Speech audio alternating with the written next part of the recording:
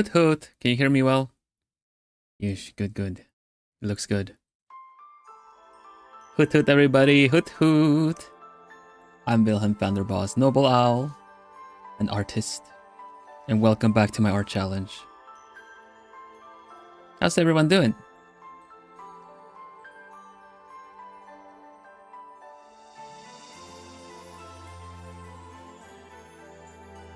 Hoot hoot, everybody. I see Miri, I see Joy, I see Yorino Tsuzure. I see Ichigo, Ishu, and Jennifer. Hello, hello. Names, hello. Lapis, hoi hoi. Working hard on the Pokemon OC. I love to hear it, love to hear it. I'm going to as well. How's everyone's week going? Happy hump day, we're in the middle of the week. Yeah, I'm not gonna let go of the Yorino Tsuzure. Hello, Crescent. Let's see.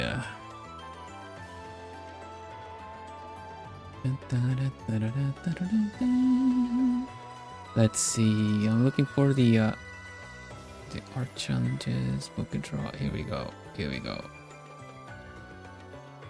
Or so I thought. There we go. Here it is. Yush. Yeah, looking forward to going back to Crowhelm as a Pokemon trainer. Wow, he's looking really edgy. Hello, Rice Cake, welcome. Retail work, I mean, life gets in the way. That's why we get plenty of time, right? You get a whole month. Yeah, if you've missed it, I'm hosting a Pokemon challenge. Pokemon OC challenge in the spirit of Pokemon's 30th anniversary this year, last week. All this stuff. Let's see. Art challenge. I should be able to link you here. There's a short about it, but I'm assuming that if you're telling, sorry, geez, that if you're telling me that you're working on your OC, then you must have seen it. There are some new challenge rules that are in effect as well. I posted them, but I have not put them in the I haven't put them in the actual short yet. It's kind of tricky to embed something on YouTube, so I've only posted them to my I've only posted them to my channel. So let's see. I should have them here somewhere. Yeah, there we go. There are some challenge rules that are in effect for this challenge and for the next challenge.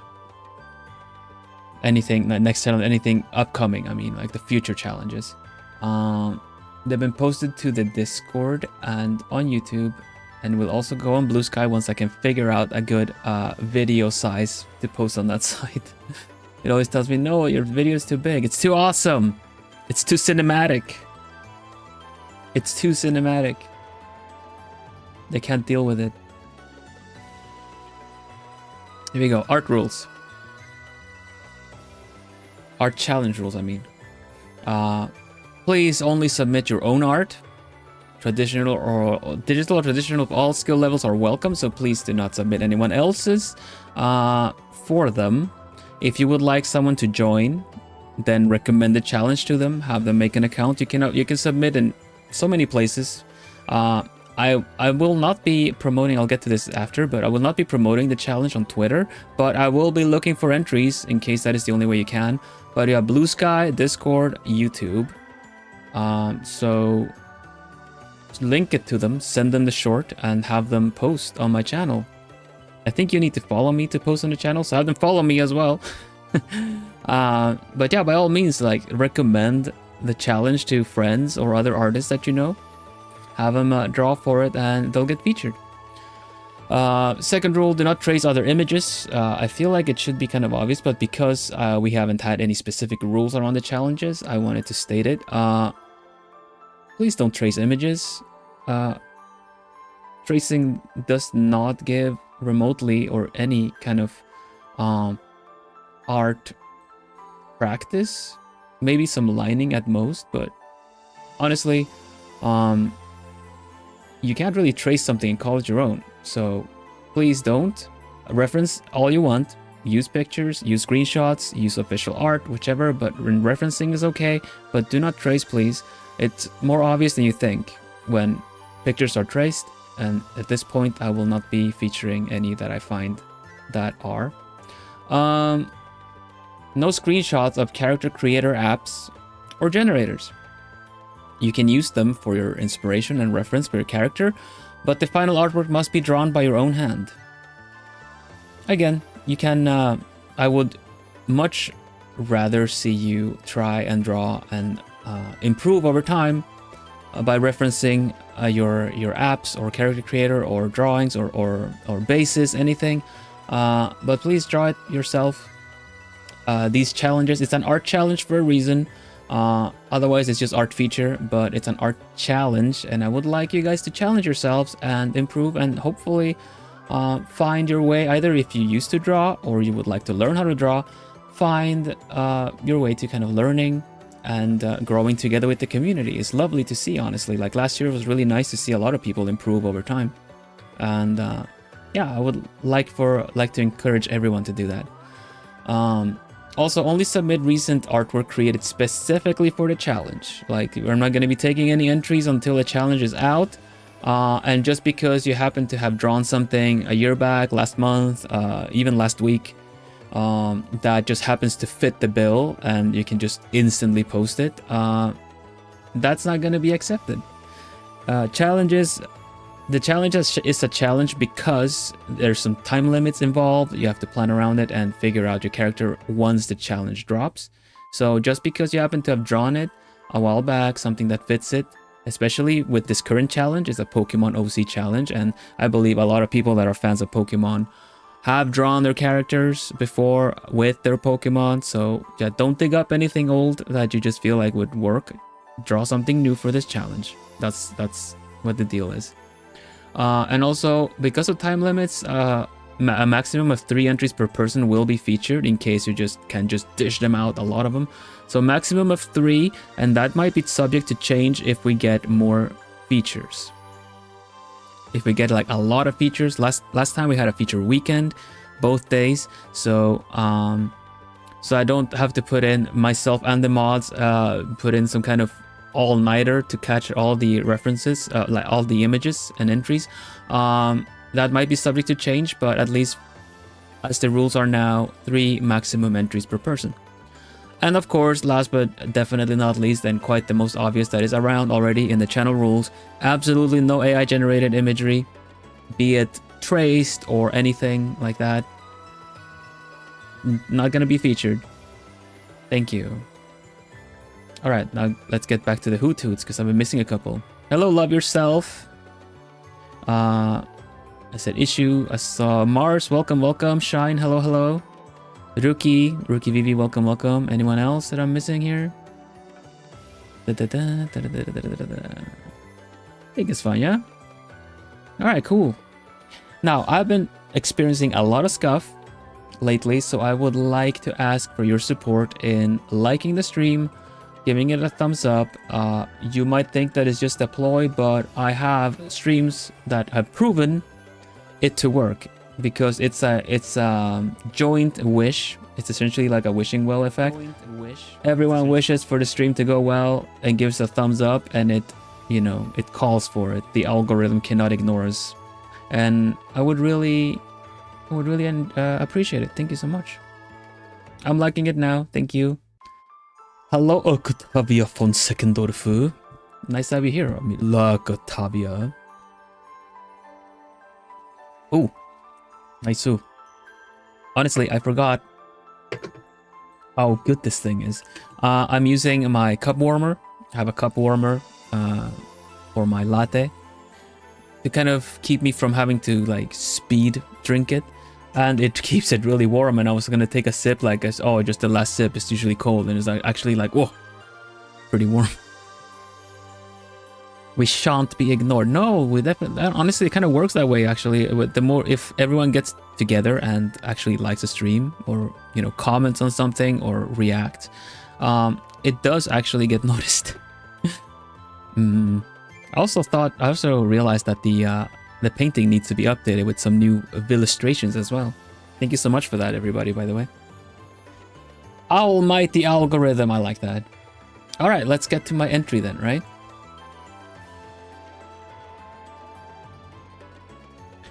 Because I was in the middle of sketching and I saw your ed challenge, I decided to take the art in a different direction. Not done yet. No, that's fine. That's fine. Ish. All right, we're gonna have the rest of the week is very artsy. Not to say that the crocheting wasn't artsy, but it's very drawing-y because I'm gonna be drawing today, and on Friday for the members, I'm gonna be starting on my plumissions. Some kind plumies have commissioned me to draw some stuff, and yeah, I'm gonna be starting it off for them to see. And then on Saturday, a certain yellow car makes a return. The art taxi is back, meaning that you can donate for me to draw for you. You can donate super chats, although I would prefer Streamlabs. And then it is a, what is it again? Gosh, I forgot the tariff. Art taxi. Let me. It's in the art scene. Let's go.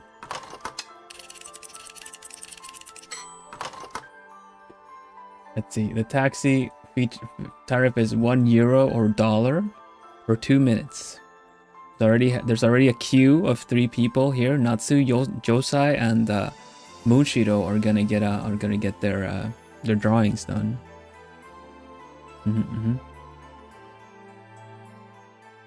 All right. So. Let me take the spot and put my wings away because I can do that. They're magic. I'm gonna go cape today, I think. Wow. Yeah, I'm feeling a little B1, so hair as well. Let's see. Let's bring in the book as well.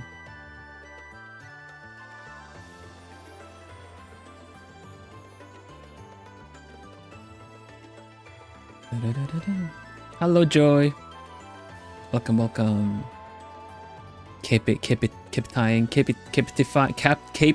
Okay, I got it. Thank you. Captivating. Oh my gosh, it works so well in writing. Why can't it work when you actually say it?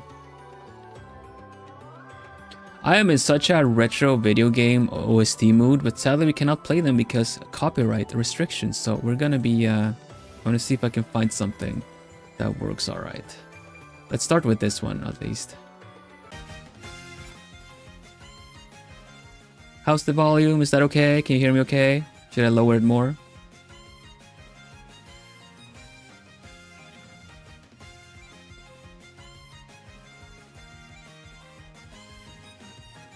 Volume's good. Well, you gotta hear me as well. So let's see. All right. Well. So since last time I actually this song is kind of distracting. It's not too overpowering. Thank you. I'm actually gonna do something calmer a little bit. Pokemon OST would be super cozy, but the plumber company would get mad. They would, you know, they would. YouTube updated their policy now. Oh, I think I'm not supposed to say it like that. This red side updated their there was a scroll that went like, hear ye, there's a new policy. I've read them, of course, because that's just what you gotta do as a content creator, and that's a bit interesting, honestly.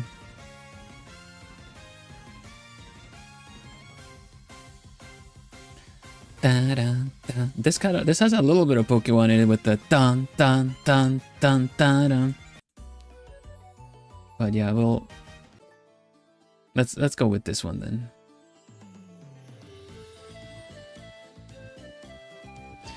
All right. So since last time, Lapis was kind enough to share a bit of like a screenshot from Pokemon Legends, having actually caught or having a a Corviknight, and it's huge, it's big, so we're probably gonna work on the character first and then try to fit in the Corviknight in there somehow. It's so big. For Vilknight, yeah. So this is Crowhelm as a Pokemon trainer. I've seen some of the whips, some of people's Pokemon trainers, and they're looking really good.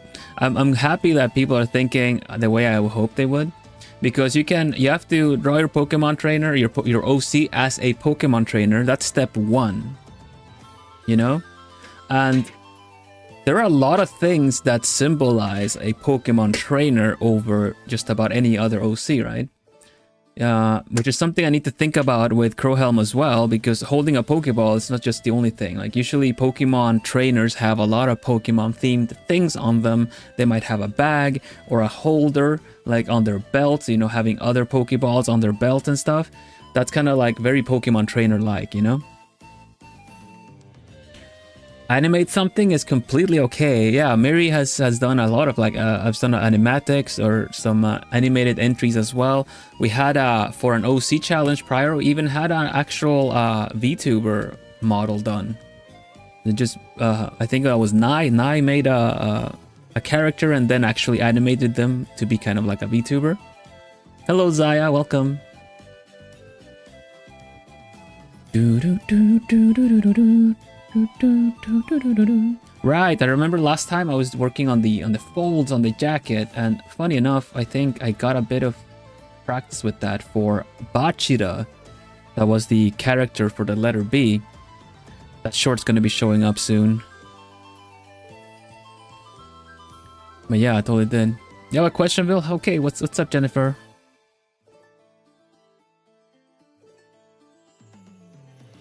Oh, I like how the face looks without the sketch as well. Let me just merge things. I always prefer a good little merger. Probably gonna wait with the gradient map, but we gotta bring some stuff in here. Pokemon style, thank you. Yeah, I'm really proud of this. I remember seeing these eyes and Pokemon Legends, and I feel like, yeah, I'm gonna bring those in.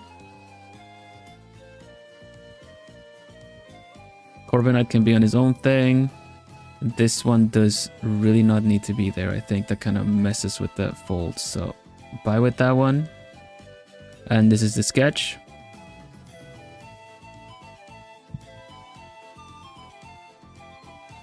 I always imagined you with Skarmory armor, but Corviknight makes you very regal. Oh, thank you. This is, well, technically, you know, Crowhelm. Crowhelm does this thing. I haven't brought Crowhelm over to V2 yet, so can't show him off. I do have a picture of him though. Let's see. My Vilzona Crowhelm, that's a little bit more on the dark and edgy side. Pokedraw OC. Here we go. Here we go. Crowhelm right here. See? What? You can't even leave me alone when I'm not able to be there.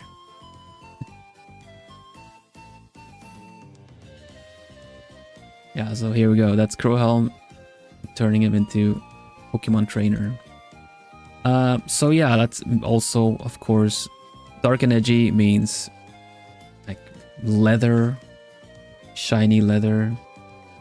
I don't know how to really do that to make it look like Pokemon. Then again, there's like a leather jacket in Legends ZA, so I might be able to reference a little bit of that too. Anyway, it's better to not, sometimes it's better not to reference too much, right? Because it might affect your own little style.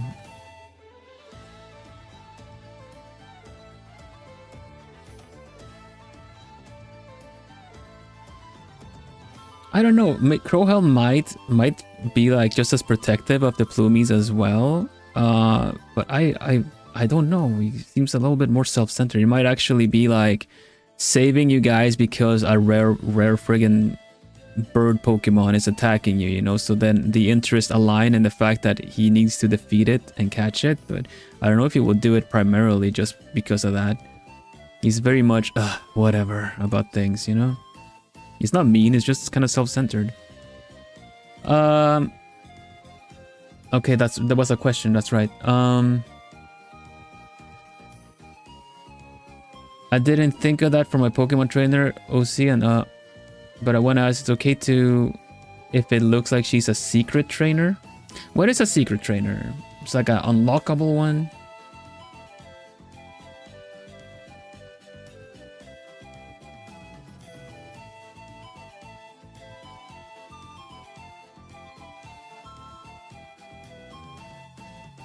Suspender set. Ah, cool. Yeah, I've been looking around in the game for outfits that kind of like feel the vibe. I had trouble finding some good ones, but I ended up finding some nice kind of looks. I ended up going for like a casualville look. I might want to change this hand actually. It's kind of either he's gonna be petting the big bird, but it probably looks better and edgier with the hand kind of on the side. We'll see. We'll see. But yeah, gotta work on the silhouette a bit. Yosh, okay, let's get this going. Let me look at some of the references I had, and we'll see. Yeah, definitely want like a nice belt for it all. Neo Modi, welcome. That's so cool, thank you. She doesn't look like a trainer, but she is one, and there are hints to it a bit. I mean, that works, alright. There's a Pokemon, yeah? There's trainer and a Pokemon. The Pokemon tends to kind of make them a trainer per se, but it's kind of fun to think about what it is, what it means to kind of redesign a character to match another universe. In Pokemon, everything is about Pokemons. Like, it's weird if you don't have a Pokemon in that world. It's so normal at that point, you know? Everything is built around them. That the infrastructure of a city is built around Pokemon. It is not strange to go around like you are a huge fan, fan of Pokemon, having absolutely everything Pokemon. You know, kind of everything is like has a Pokeball or your favorite Pokemon on it. Nothing about that is ever cringy in Pokemon, because being like a respectable trainer and stuff like that is just something that you do. Battling is just something that you do. It's just very normal in that world. So having accessories, in fact, I don't think like most of the outfits kind of have a Pokemon little thing to them. Like, that's just how the designers work in that world as well. Like, you know, it's kind of like if brands, there are brands still, but everything is still very Pokemon centered, you know? It's kind of like if you were to go buy clothes now, and all the clothes have some kind of Pokemon attachment to them, you know? Look here, this is for your special Pokemon satchel. Otherwise, no one would buy them, because that is what the world is about. Hello, Liliana, welcome. How are you doing?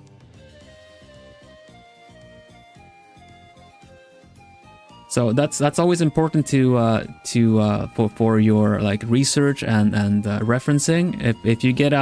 If you ever would get to like have to do a commission for a specific thing and whatnot, then you know you kind of have to do your research for that the theme and the topic that you're designing for, because there's not often you get, except for it's your own things, but these challenges are also kind of playing a little bit on the what is available and what you can encounter in the you know, generally as an artist, be it commissions or doing other things, other opportunities. I'm pulling some stuff from what I've done myself so far, so yeah, it's kind of important to kind of do the little research to pin down what it means to be like in this point it's like a Pokemon trainer, but it could be another challenge another time, you know.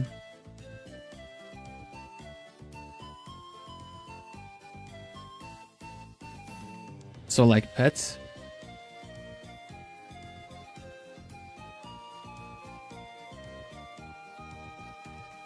Pokemon, the world in Pokemon, like people have it for different reasons, but it's really undeniably so that everything is about Pokemon in the world of Pokemon.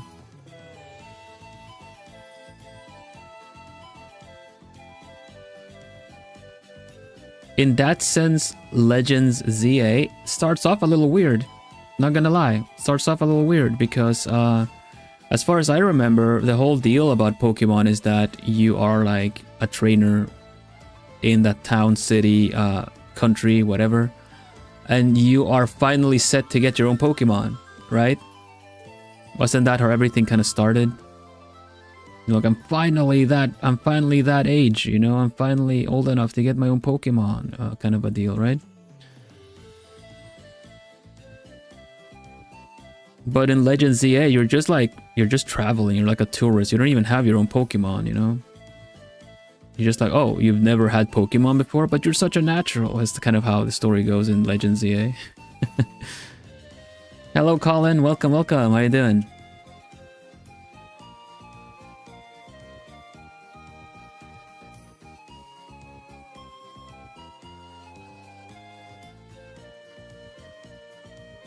Good, glad to hear it.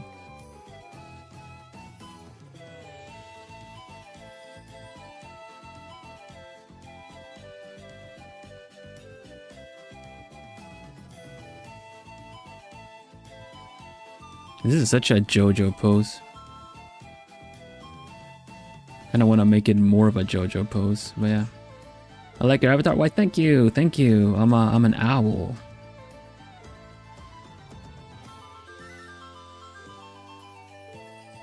Hello, Ciel.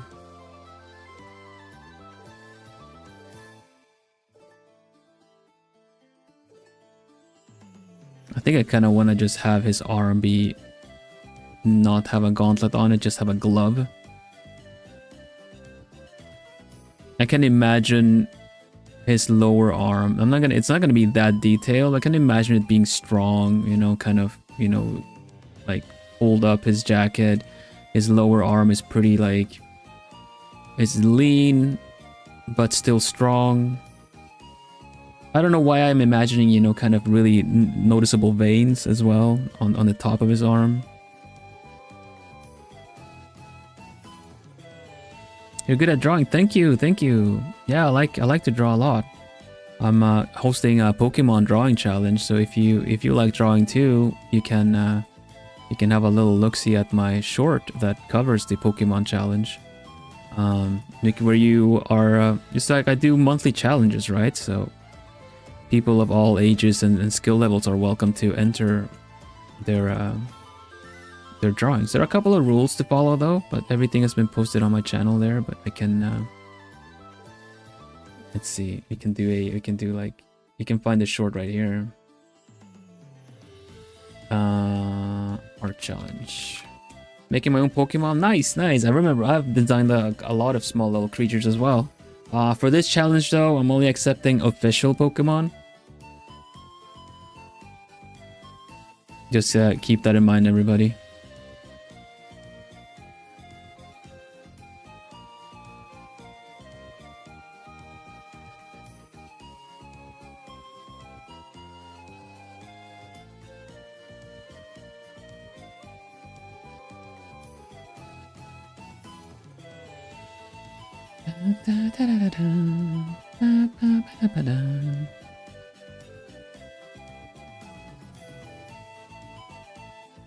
Yeah, this hand doesn't make a lot of sense. Anyway,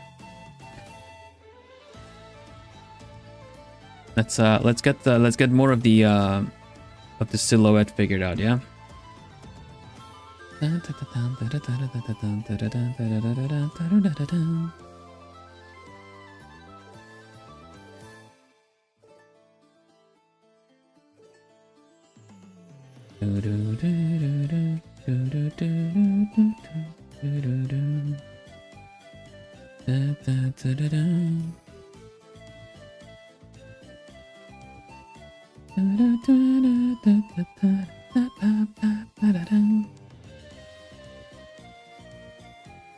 I haven't progressed a lot in Legends ZA. It's been a really good way to kind of dip my talents into the world of Pokemon.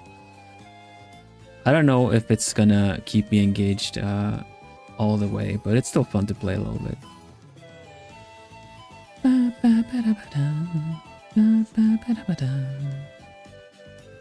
Got a little bit more of armor piece here, I think.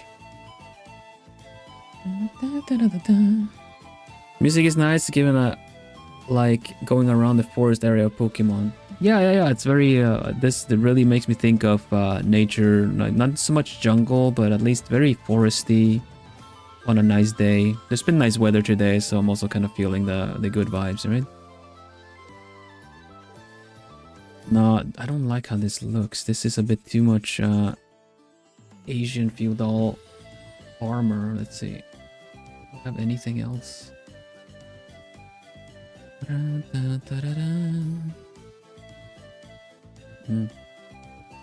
Yeah, okay, that might actually work pretty good. How do we do this? I kind of want to have this kind of at least on one leg.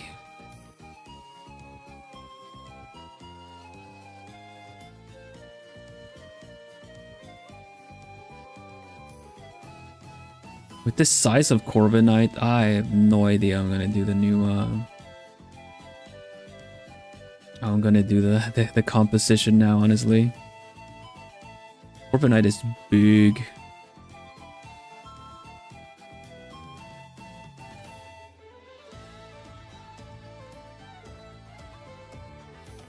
Let me back up this character, and I'm gonna change some stuff around already.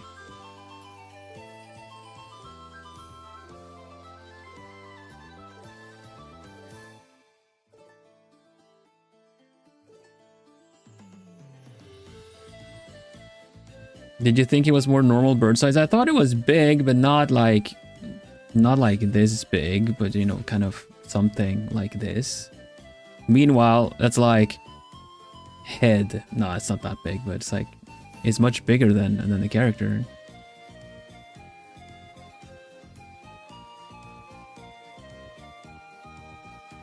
It's really hard to know how big a Pokemon is based on their design. They're not exactly designed according to physics of the world, you know. Usually that is a way to design creatures and characters in a way that is relatable, with weight and you know.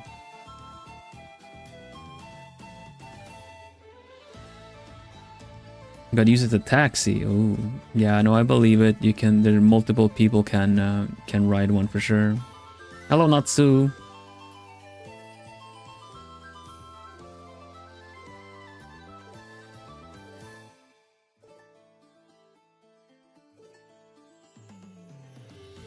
Yeah, right, Miri. Like you can never really tell how big a Pokemon is supposed to be.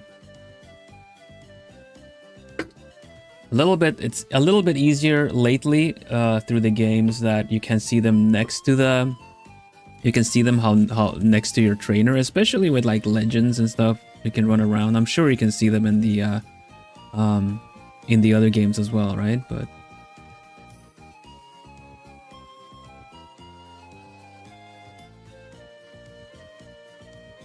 you have a Sonic. Oh, was that a follow? I didn't know. Oh no, there you are. Sonic Tube, hello. For some reason I couldn't see you in chat. You're just that fast.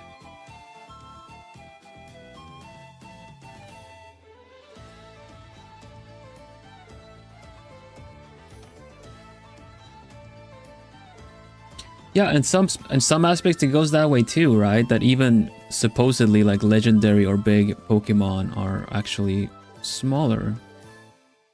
Was a blue blur, yeah, right?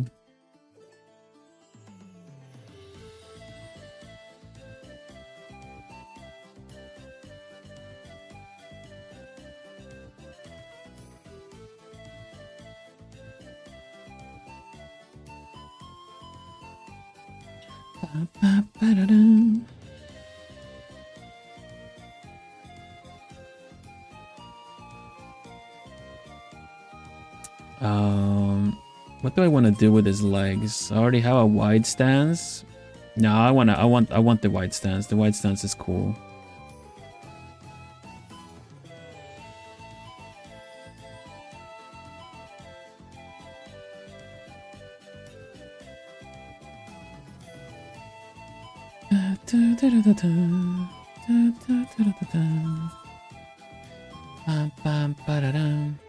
Let's see.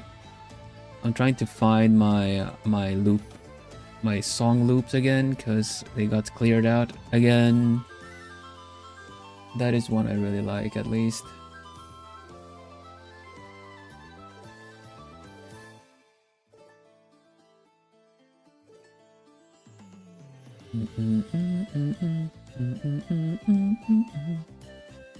This modified loop, I don't know if this one is the right one, but I hope it is.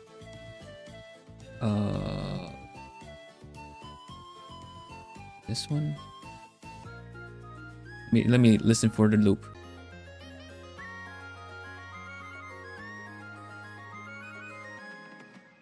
Okay. That one loops well, good.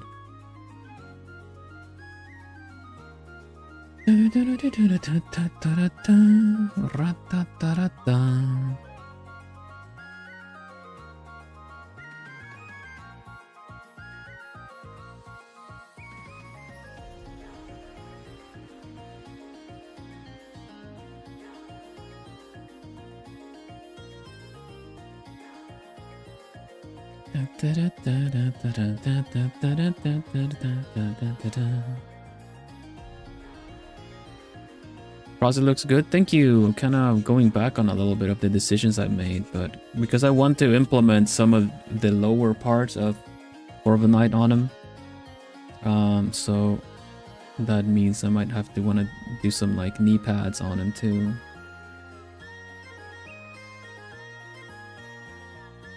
Not sure.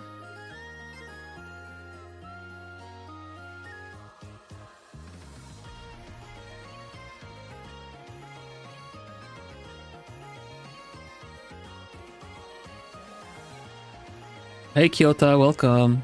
You know, the stream's open for any time whenever anyone joins. If you drop in, drop out, you can hang out as long as you want.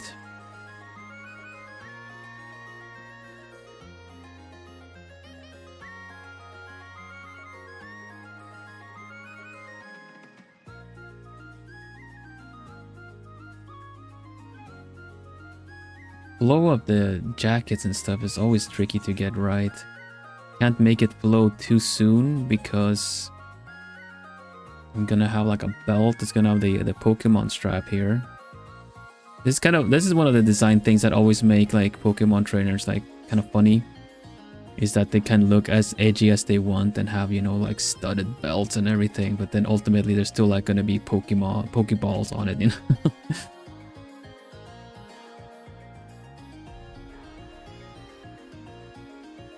So for Pokemon team, what kind of Pokemon would Crowhelm have on his team? Anything that is dark and edgy.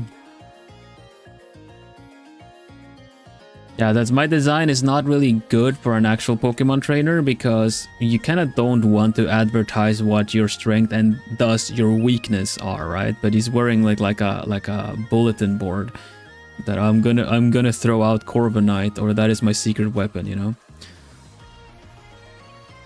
But Crowhelm would probably have edgy Pokemon, ghost Pokemon, and then he's gonna have the cutest little fairy Pokemon or something, because just to kind of, you know, balance the team out, you know?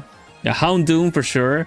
Houndoom, you'd probably have the mandatory, like, either, like, you, Gengar or something, just because ghost and dark.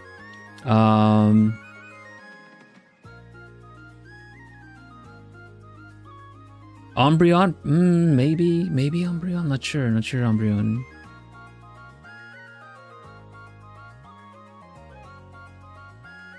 Umbreon is a bit too obvious. I think he would be like, yes, you only, you know, posers pick Umbreon as a dark and edgy Pokemon, and then, oh, I like these better or something. I don't mean that you do, honestly. I'm just kind of like, Pinkaton for fairy with the giant. Yeah, maybe, actually. That's pretty good. But yeah, Umbreon would be a pretty good one for him. Like anything that is dark and edgy. Some kind of darker iteration of I don't know, like Lucario maybe.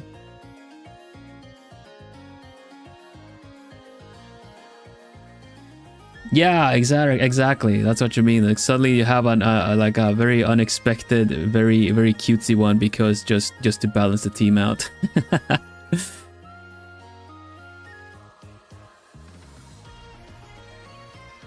Lycanroc. Yeah, there you go.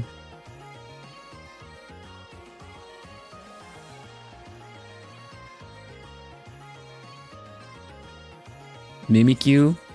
Maybe. He probably likes the lore of Mimikyu. Pachirisu would definitely work. Because of the kind of two-sided of it all.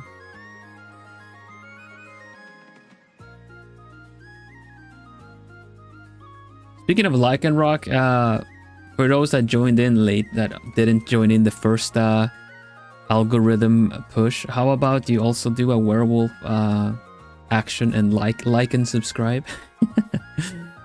Sorry, I just had to push it.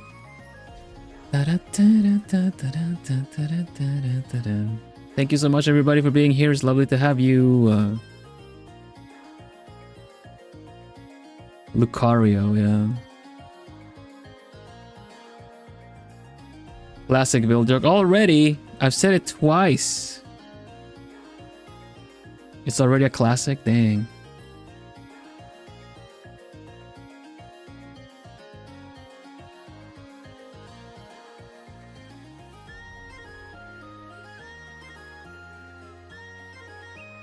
One Lycanroc. Yeah. Ow.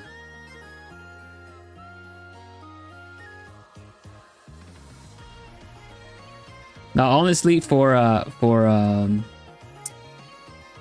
the thing is, like, Crowhelm, right? He's like, it might be dark and edgy, but it's not like he will accept, like, it would just kind of fit any mold. Like, you kind of, he has his own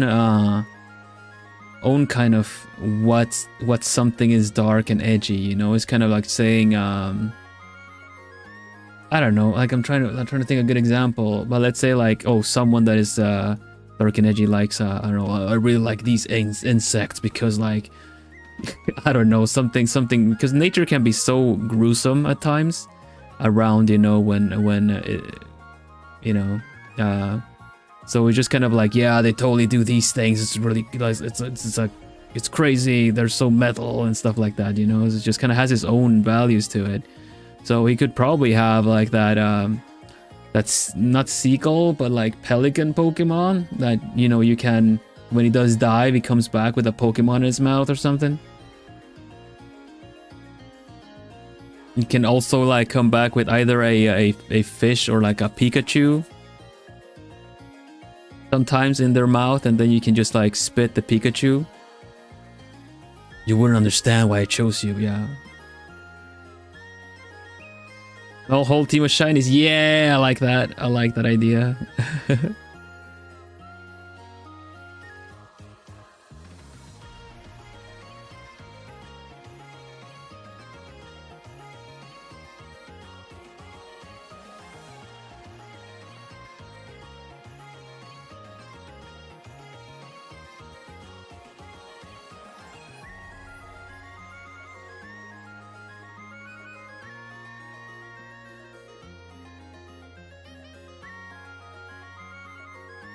Psyduck? Oh, Psyduck would be funny, actually.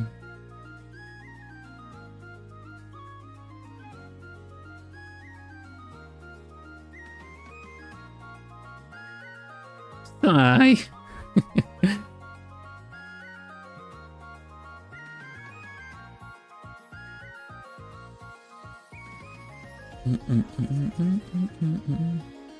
Bagpipes? Bagpipes? Hello, Dango. I think it's just ocarinas and flutes. Wow, Buffett. Wow, Buffett.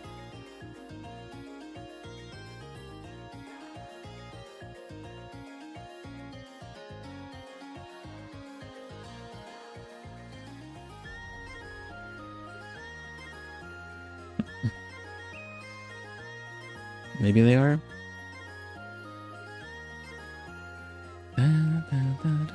I don't know. I didn't make the song.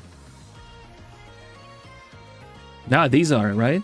These are definitely bagpipes. You're right. Could be. I don't know. Sorry, I'm just into the song, into the drawing. I don't hear the song anymore. I'm in the zone. Low state. Thank you. And a happy belated birthday again, Dango. Komiyama Ambros, my buddy. We used to be in the same company together. We were gen mates in Globy Generation 2. He just had his birthday. Happy birthday.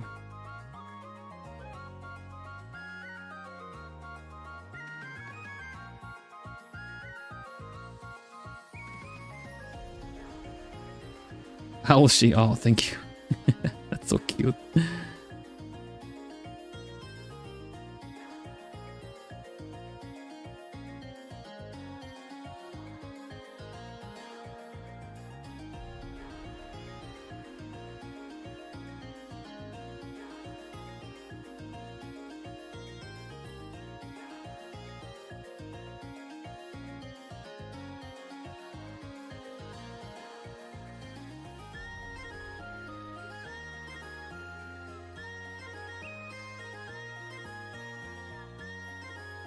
Need to make sure to show that this is the foot that is going in front. It's really tricky when this pose is the way it is. To show that the other leg is going back, but I gotta try my best here.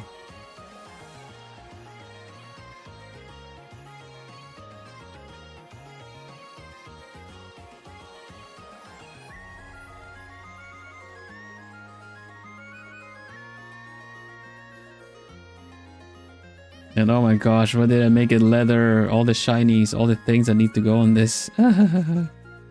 Material.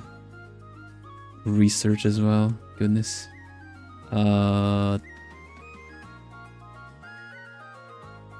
Is leather shiny? Question 6. The answer is yes.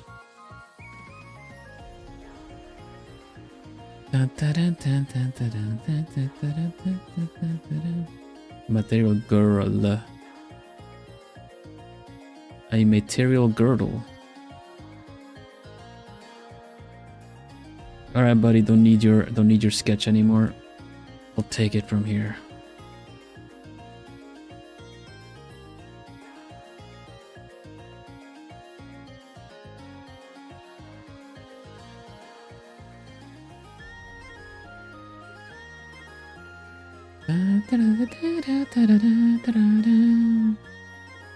Alright, so if the coat is covering over the one leg, the other part of the coat needs to be behind the other.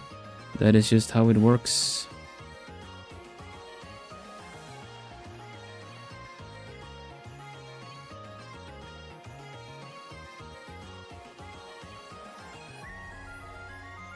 And then the kind of sizes of the legs also need to change.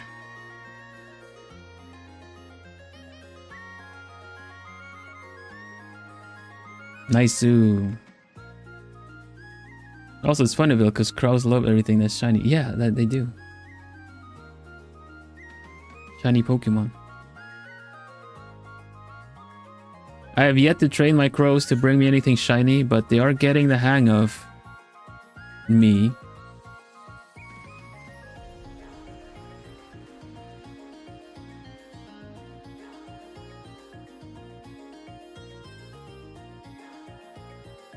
My jackdaws, they get it though. They get it. My jackdaws, they get it. They get the little, they do their little tricks and stuff.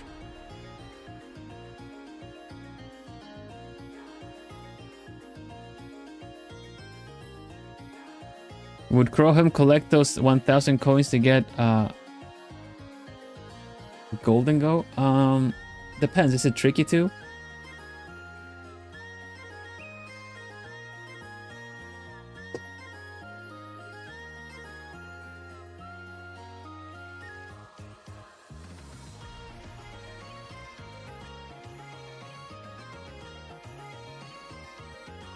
If it's a hassle, you wouldn't.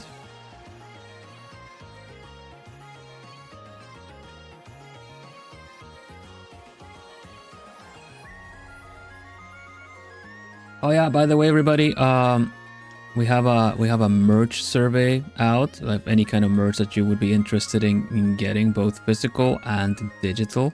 Let me get the link. I'm gonna be reviewing all the answers. So far I think I've gotten 40 answers or so. That's pretty good. Thank you so much for that. But I got a survey out, and I would really appreciate it if you would fill it in, because it really helps kind of narrow it down a little bit. And find what kind of merch items to focus on. Let me find the link. Copy link.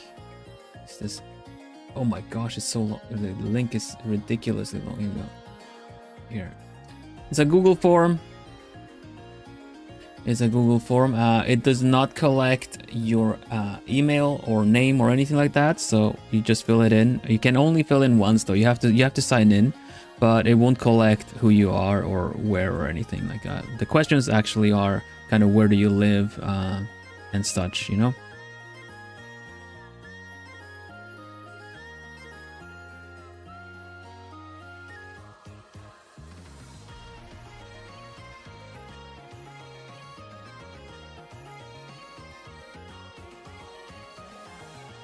Yeah, there's an age question, but there's also one like if you would rather not answer, then you can also pick that option. It's not forcing you to.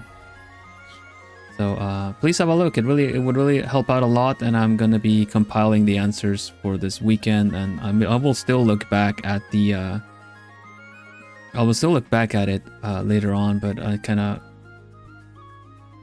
I would need the foundation to maybe make some decisions sooner rather than later, you know? Should I get your merch? But I can't right now. No, I'm not allowed to. Well, that's completely fine. You could still fill it in if it's just something you would be interested in.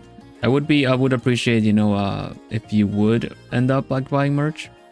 But regardless, all the opinions are good. There's also a little bit of a blank spot where you can fill something in if there would be something else you would be interested in.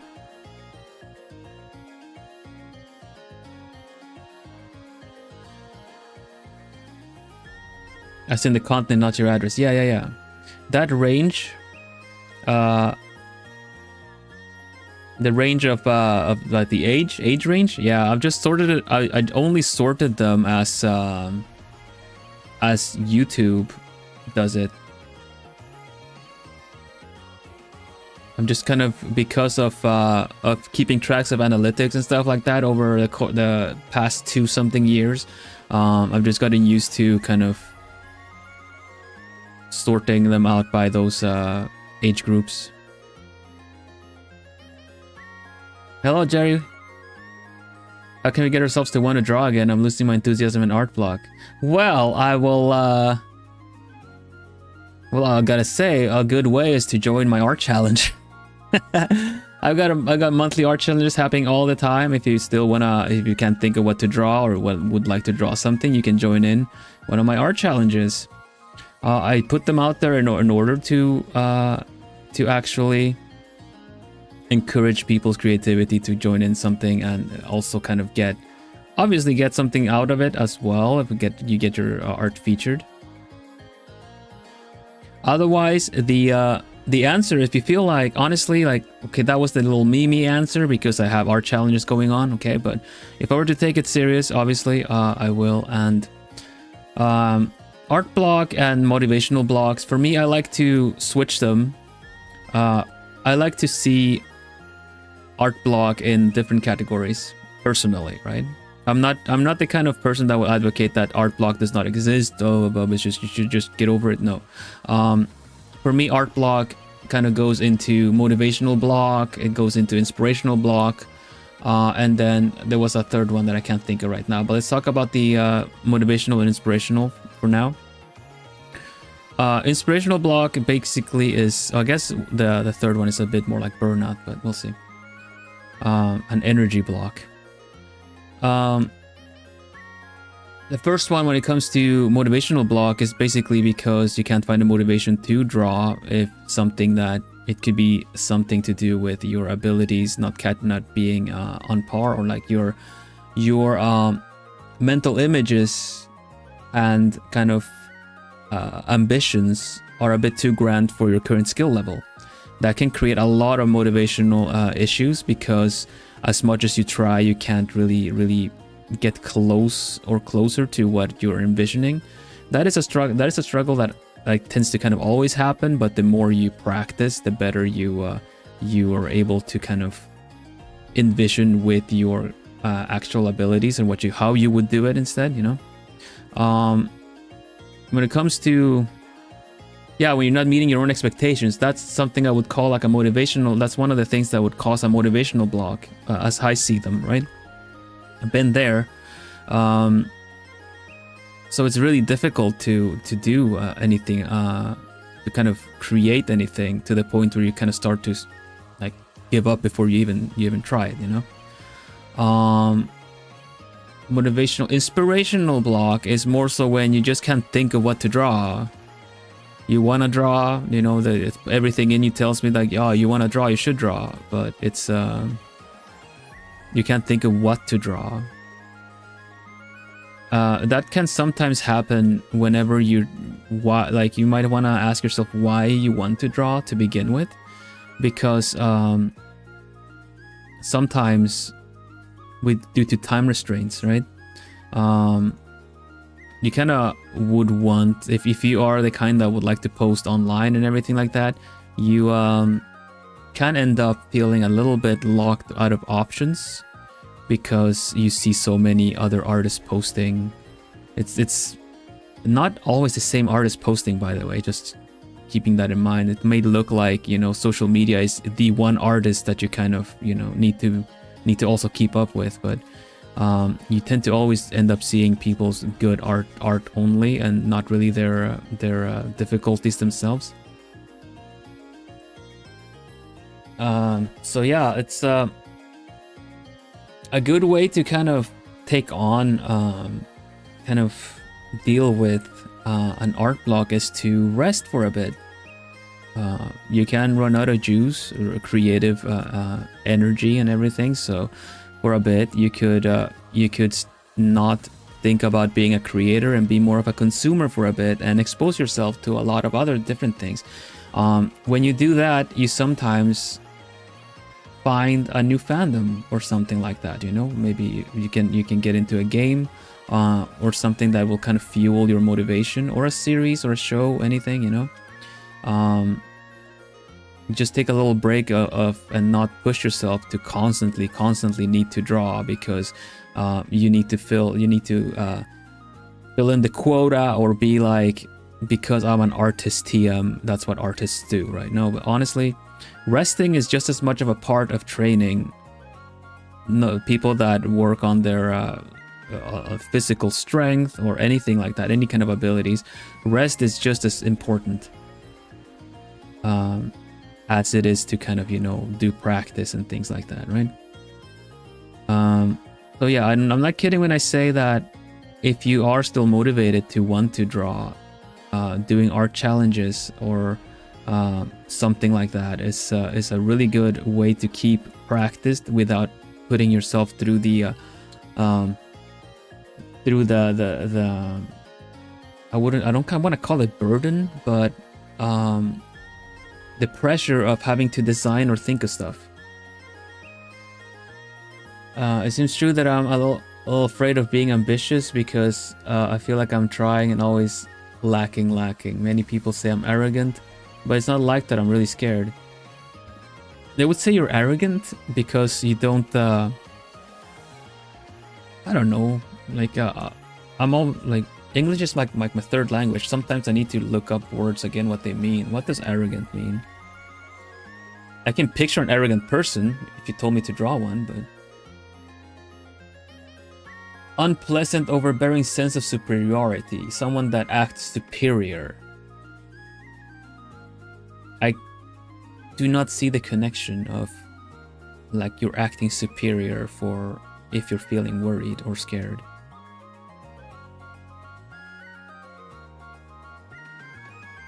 Because you have such great ambitions?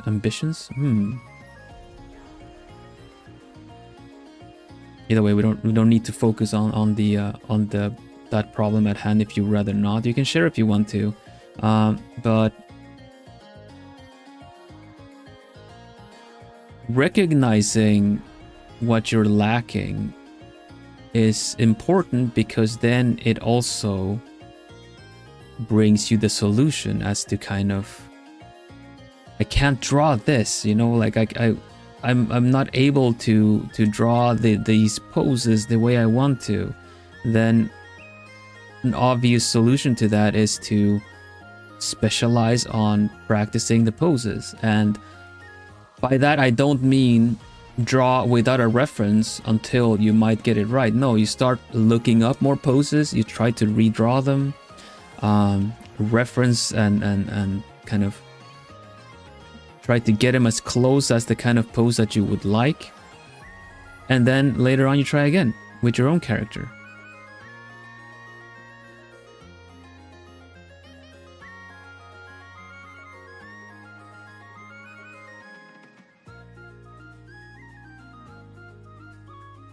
Yeah, honestly, a lot of people kind of don't understand how much, how scary and how much pressure there might be on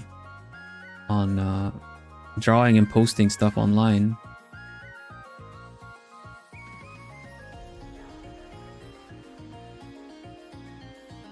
While I don't post pictures online much, I put my art out there. I do streams. The kind of art and creative stuff that I put out there that has a bit of pressure for me are the shorts. And I don't mean to say like every short needs to be a banger, but there's a lot of time and effort that goes into them, and you kind of get that one shot, you know? It's kind of generally, I don't know if it's been confirmed, but it generally has this vibe of like, if your upload failed, like it didn't make any numbers, and you re-upload it, it's just not gonna make any numbers because it's recognized as something that already exists and it's not gonna get pushed. So yeah, algorithms are scary. That's why I feel like it's more important to draw for yourself first and foremost. Be your own main rival to improve and get better.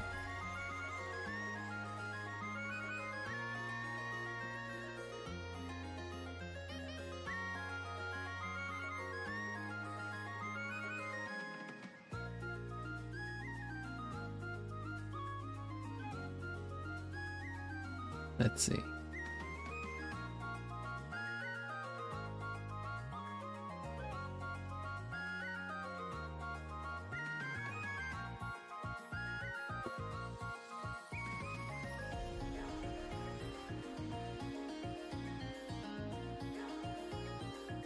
Autodidact, self-taught. Yeah, I'm also self-taught. I know what that's like. The thing is, like, being self-taught, there's a lot of it's easy to fall into the little pitfall or little trap that is, you know, that there wasn't this kind of tailored education program for your art. I know that in some cases, I'm not gonna say in all cases, in some cases when people go into like have a formal art education,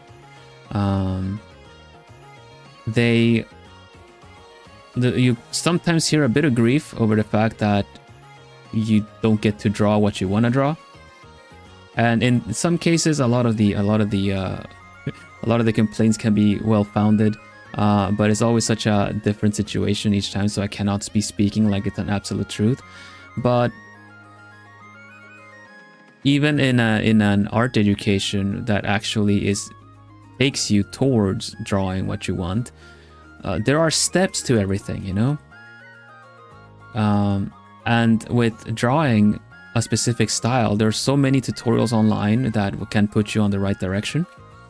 But a lot of the tutorials I've seen as of later years are skipping a lot of the fundamentals, which are really important to practice in one way or another. Don't say like you have to essentially, you know, go do the same 50 push-ups every day of equivalent of art, but you kind of need to keep that in mind and practice a couple of things, like basic anatomy, or when you get into coloring, like color theory, light, and shadows.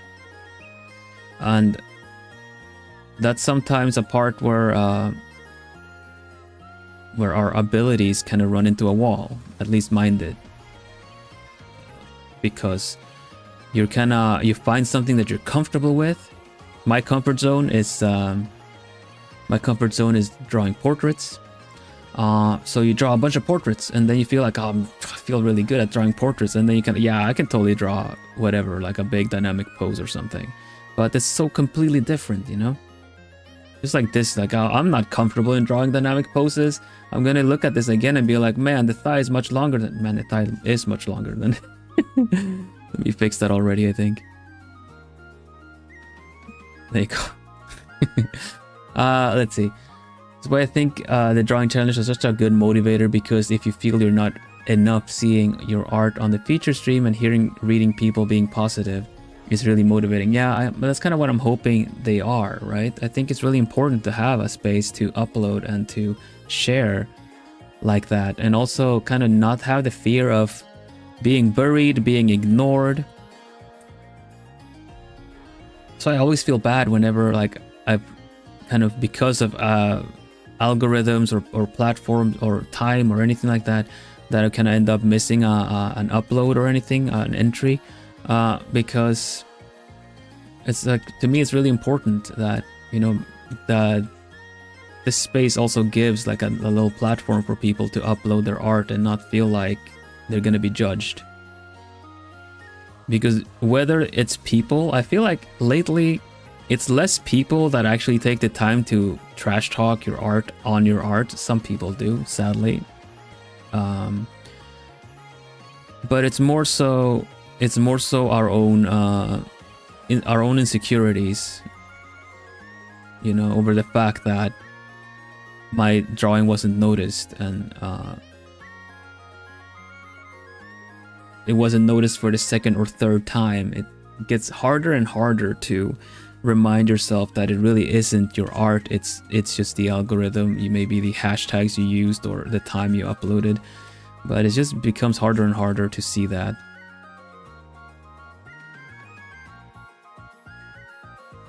And your motivation and your inspiration and your general emotions with drawing take a bit of a hit.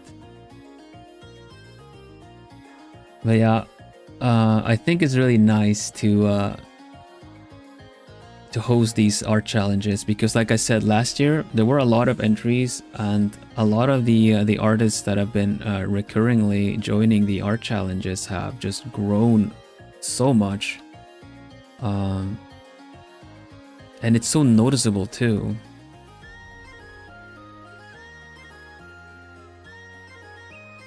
It's easy to think you're not good enough if you don't get any reaction. Yeah, definitely.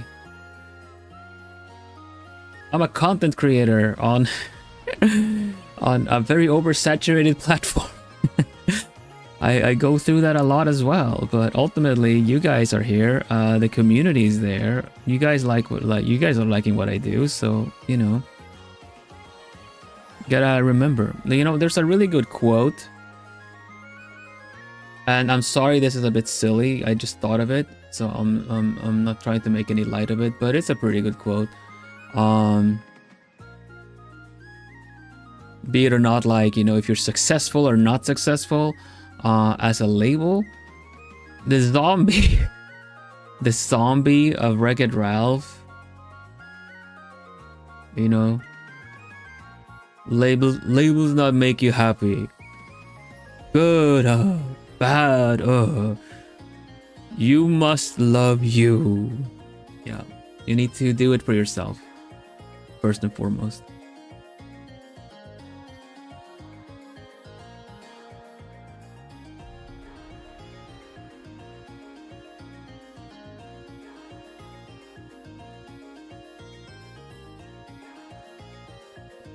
Ralph, you might feel you are a bad artist, but that doesn't mean you are a bad artist.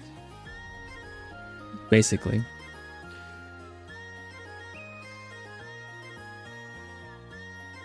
Just because you're a bad guy doesn't mean you're a bad guy.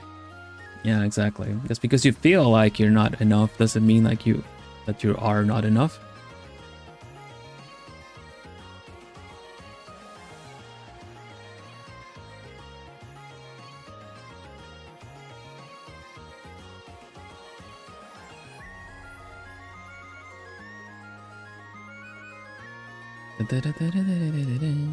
Well, you know, no one else can draw your art but you.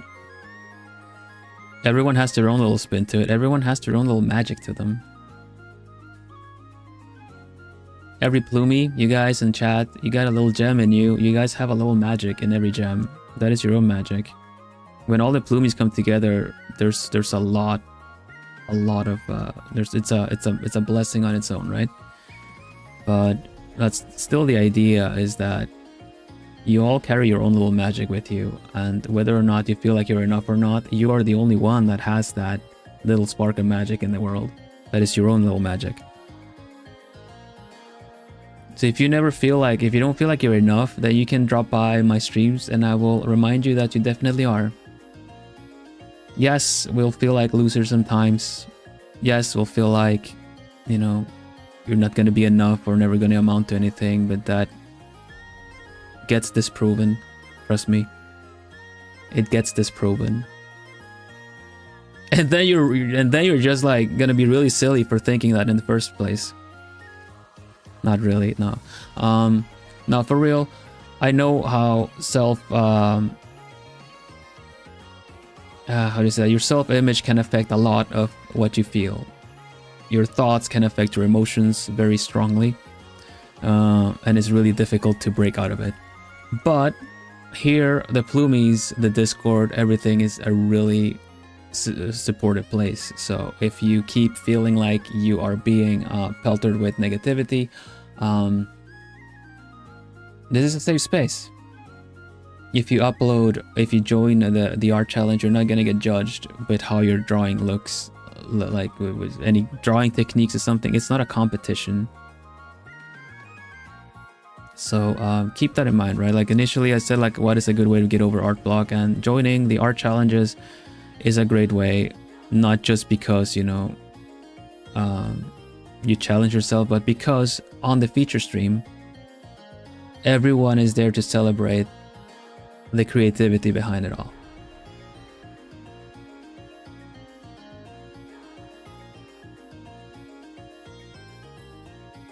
So the whole love yourself for your it's quite a big ask sometimes. I understand that, but when it comes to your art, it's you kind of have to do what you do for yourself and for your own self-improvement. If you are doing art for recognition only, you're kind of being creative for the wrong reason.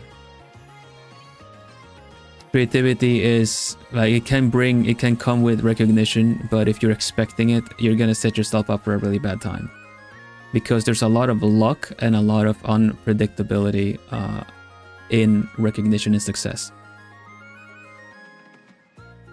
But those that manage to are they managed to because they were there, they were doing their thing at the time where it was like the door was open for them.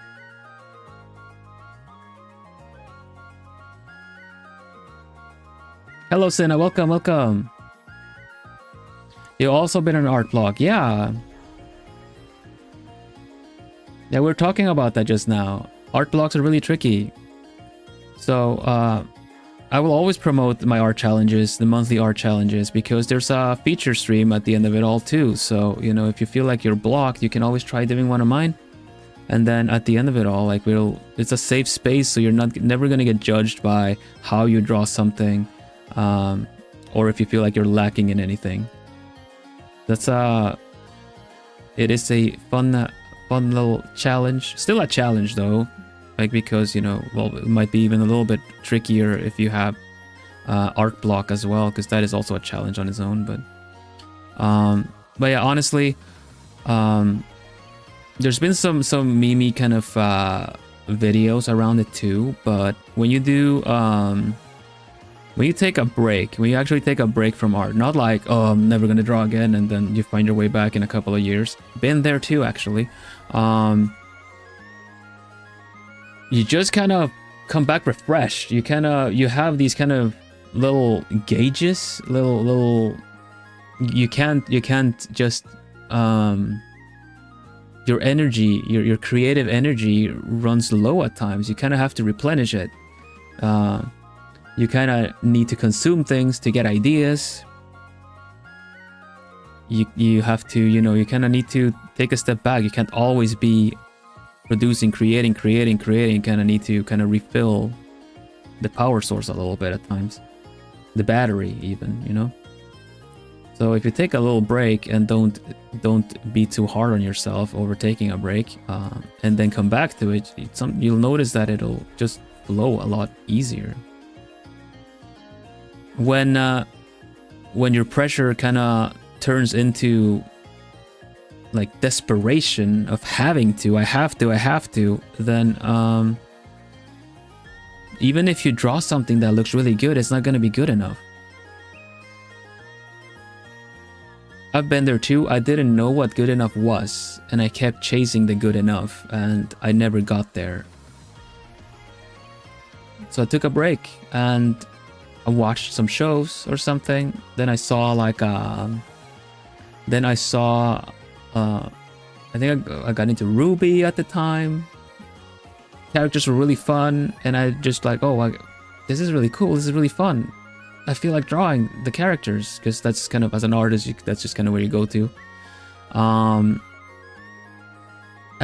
I did that for a long time.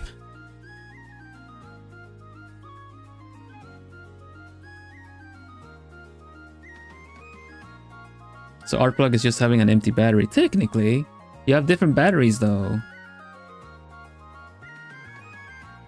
If you're running low on inspiration, consume more. Look at art books. Look at other artists that you look up to. Maybe unfollow a bunch of artists. Maybe clear your timeline of artists.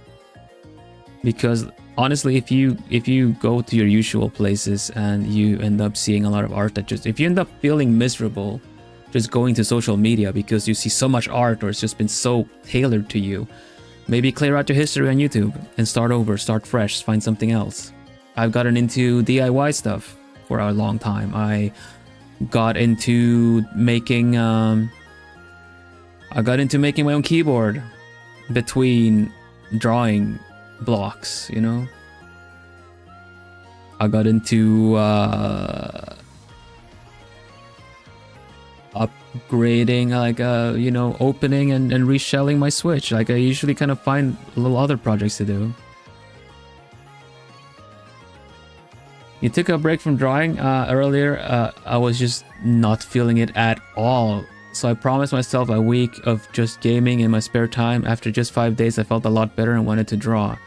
That's awesome. It's kind of like I don't know how it is for everybody. I can just speak for myself, but when I get sick, when I get like a really bad cold or something, I really, really, really just wanna be under like a blanket and just kind of sleep. But as you start recovering, you kind of know that you're on the road to recovery when you feel like, man, just lying in bed is kind of boring. Because like a day ago or 2 days ago, that was the best thing you could ever think of doing, So I guess that kind of becomes that way too. And whenever you get that little, hopefully you're able to draw when you feel like drawing, if you have had like this kind of block. But yeah, variation is the spice of life. That and Vilhelm Vanderbos streams.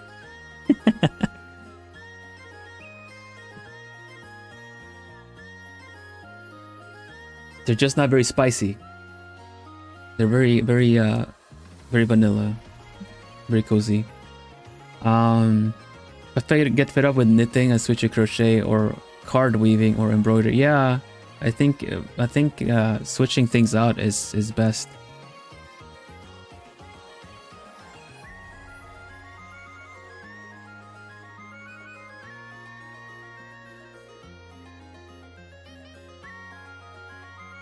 Yeah.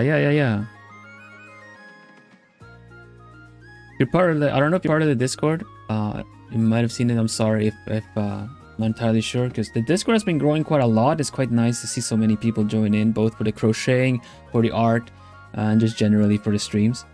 Let's see. We have Plumie. Yes. Do you mind doing the Discord thing? No. Okay, good. Take it away. We have a Plumie community Discord. Use the invite link that got posted in chat to join. Thank you, Plumie. You are awesome. You're so good at that. Thank you. Yeah.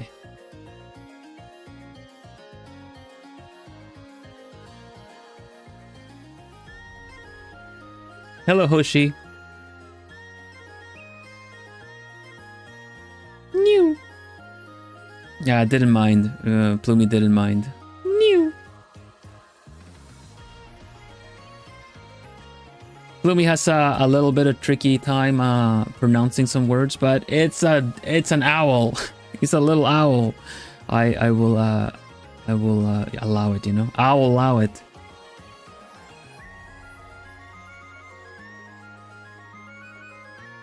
Hello, Roz. Welcome.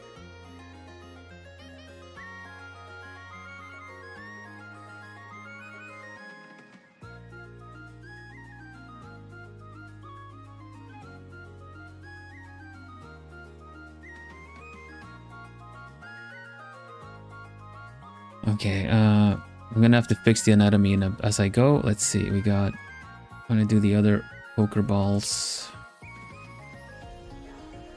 There, I think.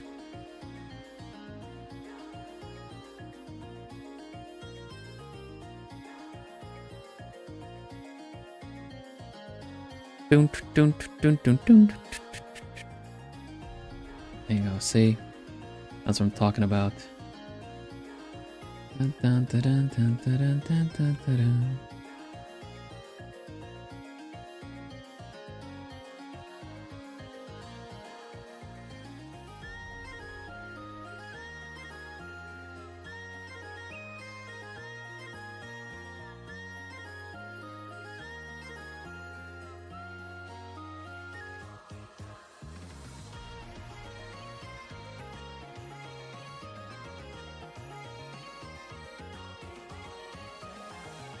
Random color pick the hair for the OC, and now he looks like a male version of Hatsune Miku.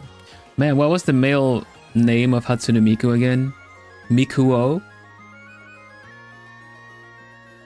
Because of course there was one, you know?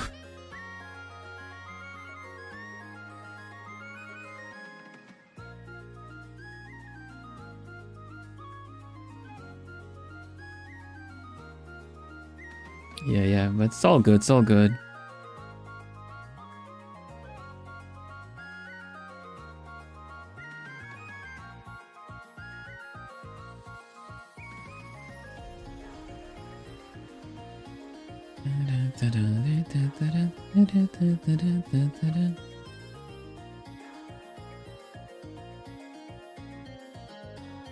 This is so tricky. Honestly, I think his code needs a tone of something. A shade of something, you know?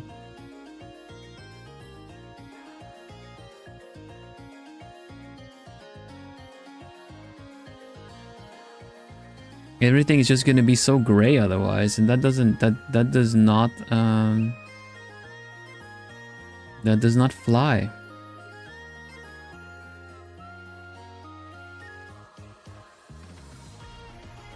Oh, it's also leaking so much. Oh my gosh, look how messy it is. All right, time to switch the song. What do we got? Oh wow, that's very slow. This one is nice. It looks so gruesome. Yeah, it does, right? I'm gonna remove it. It's just because I felt the red would show better against the black. But I'm gonna fill in all the gaps everywhere. Mind the gap. Really, it looks really cool. Like, okay, this looks a bit gruesome. You're right. But the way it's outlining the face looks like you know, the anime production cells and stuff.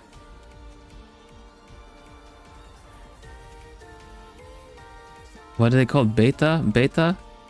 When you kind of, you know, do the just kind of line where the shading goes rather than actually paint it in, so that the people that do the coloring can do it. Beta da yo.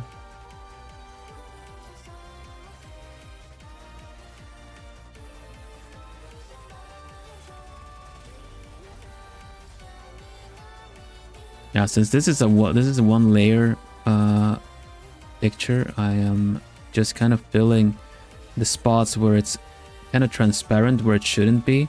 Everywhere you see red, everywhere the red touches, it's transparent, which means if I color over it, it's not going to cover.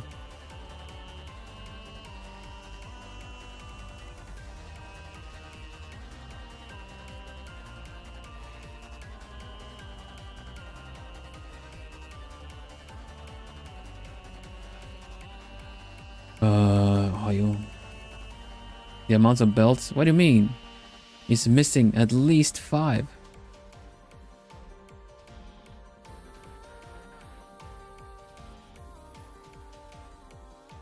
Need some chains as well, you know? Chains.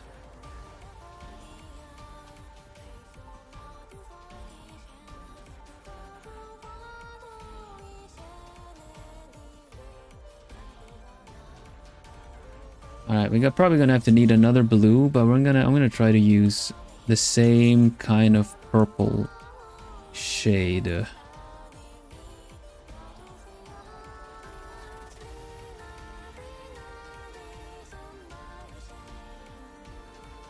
Maybe guys, I wanna befriend the crows a little bit more. They're still hanging out around and they recognize me. They're so cute. Flecky, and I haven't really decided what to call his mate.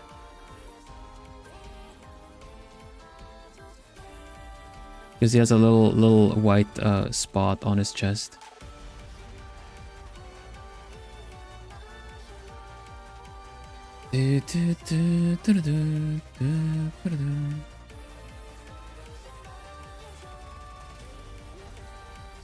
Yeah, I think this works pretty good.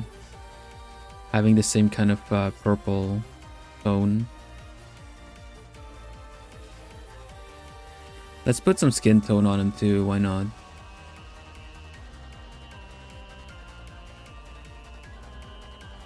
It's chains and spikes on the belt. Yeah, we're gonna get to that too. The spikes on this belt are Pokeballs, so needs to have the little rivets everywhere as well, you know?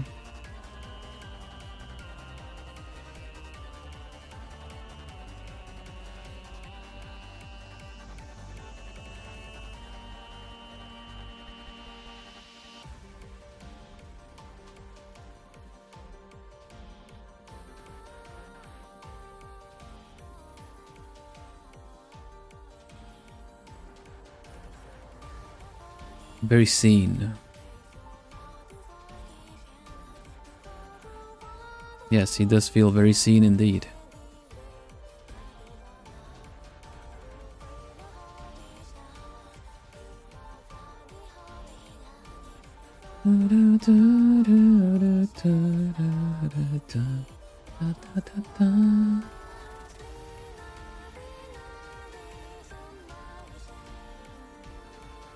Darker is better, but we'll just do it like this for now. Is he nice? Maybe.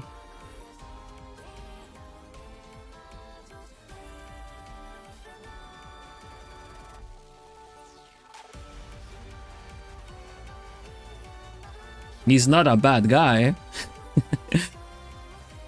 He's just a little edgy.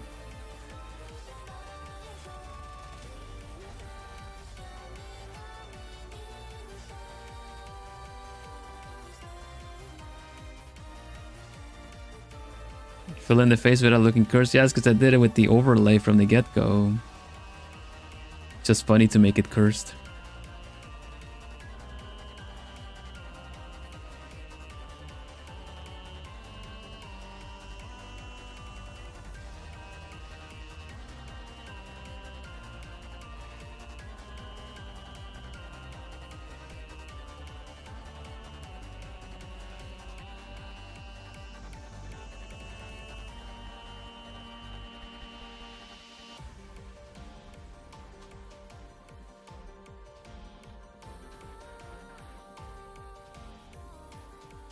Let me see if I can just figure out the rest of his body here. Because the idea is that the hand is going back and kind of coming back around here. You know? So this hand is probably gonna have... No, not even that. He's supposed to have the claw on this hand too.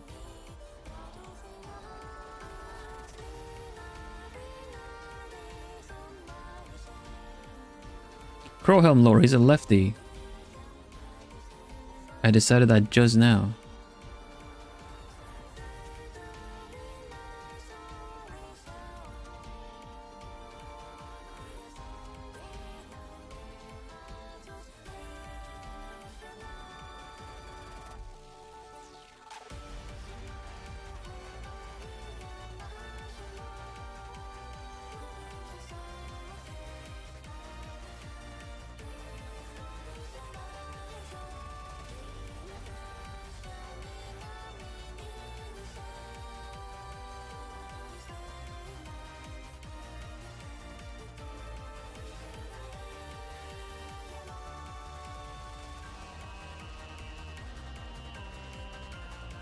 Extremely cool lefties, right. So he put his hand like that, little Jojo likes. He's kind of pulling his the coat back like this, you know.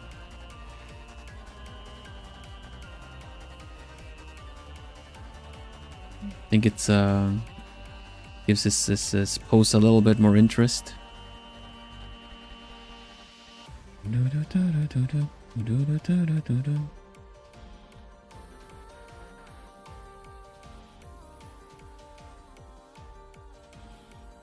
Can I do this? You know the one thing I cannot master? Not that I really tried much, because I just don't draw in the way that kind of lends itself for it. But the whole, like, if a part of your body is like further back, when artists kind of make them go into blue, kind of fade out a little bit. I've not been able to do that in a good way yet. Right now I'm drawing, like, whenever I'm drawing characters, like you guys will see on Friday. Members of the channel will get to see a bit of the plumie commissions. I'm going to be working on the custom plumies, but I also did a sketch for one of the Skeb commission that I got as well. So you guys can have a look at that too. It seems so simple. Yeah, the fade, yeah. But the thing is, like, I work with a grayscale background, so whenever I turn this into like a white background, like, it would lend itself to, you know, because it's usually the fade works best when you are working on a white background. It's just like doesn't work because I've picked my shades based off of the gray in the background. It doesn't look half bad though. The pose is pretty cool. The leg needs fixing, but the pose is pretty cool. Kuru ga kuru da yo. That means cool is cool, so you know we don't argue with cool.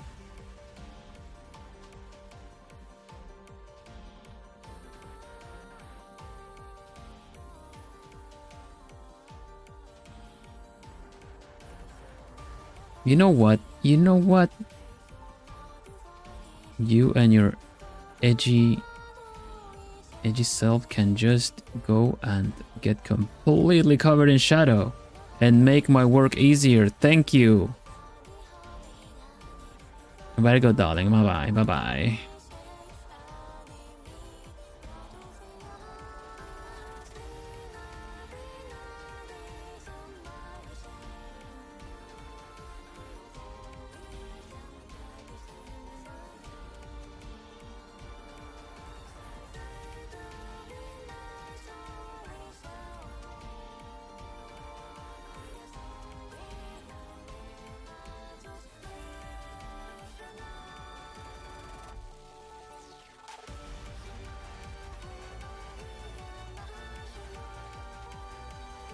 It needs the cool boots.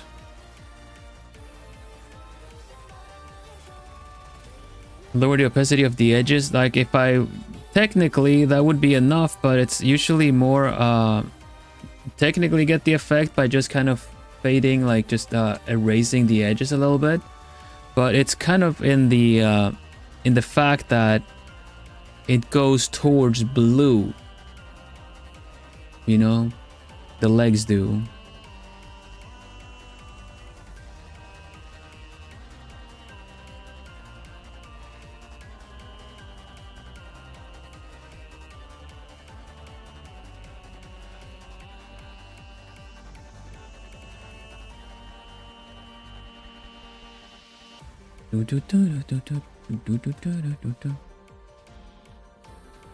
Otherwise, just kind of taking, like, not for this, but depending on your style, right?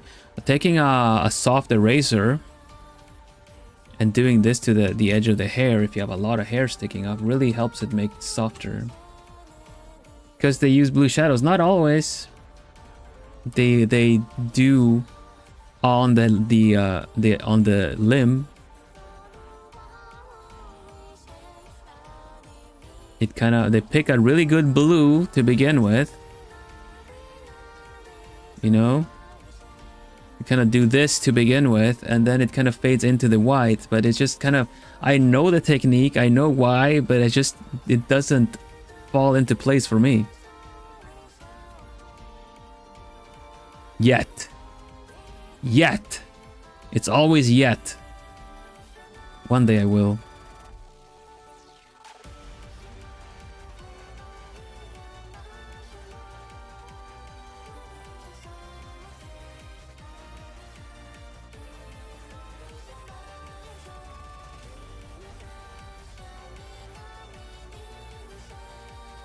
Man, it looks like a Pokemon version of Captain Harlock. Oh my goodness. What if you use a bluish gray for the BG then? It's not really suited. It's not suitable for this, especially with how dark he's drawn. So it's not a big problem for this picture per se. It's always best for standalone characters that are kind of just hovering in place with not a pose that actually even grounds him. More so, you know, the kind of poses that are a bit more like have the legs kind of do something like this or something, where they're just kind of hovering. It's not really, they're not grounded or put in any kind of position. It works best for those kind of like just kind of hovering poses.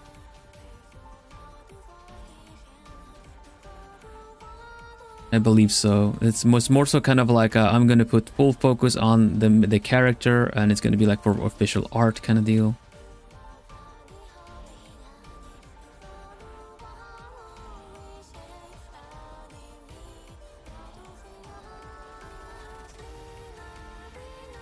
I need to fix up this boot better.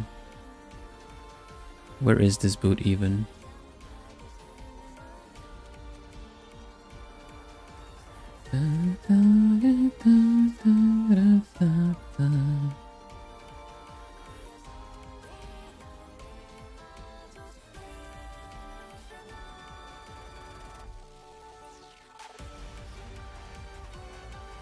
He takes his cosplay very serious. What's my favorite Pokemon? It's the Corviknight. No, it's Pikachu.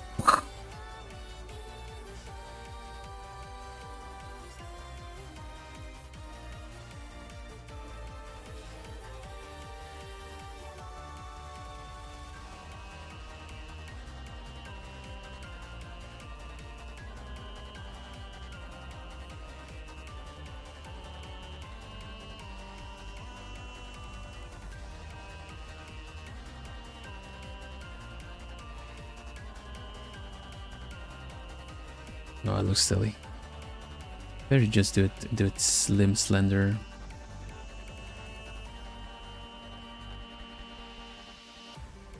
Oh yeah, no worries, Joy. I'm not taking any offense to it.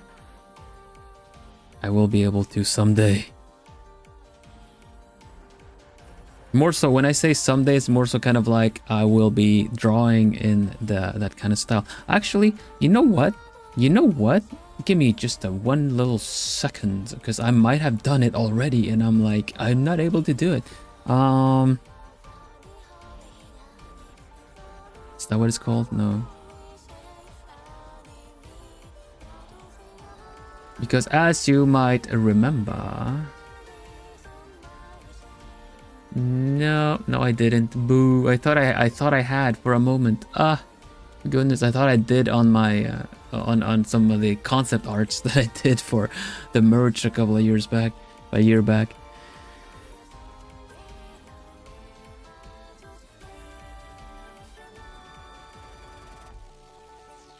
Okay, so it's still a yet. I'm gonna do it someday.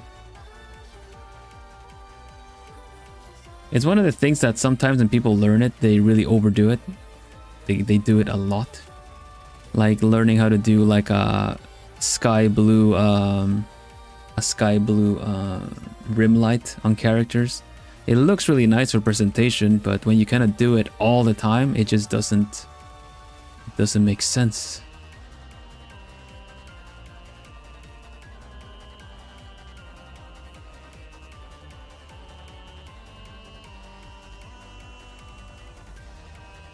I don't know if these claws do either. They look very not very comfortable to walk on. Yeah, look up a nice set of goth boots instead. Now we're talking. So many belts.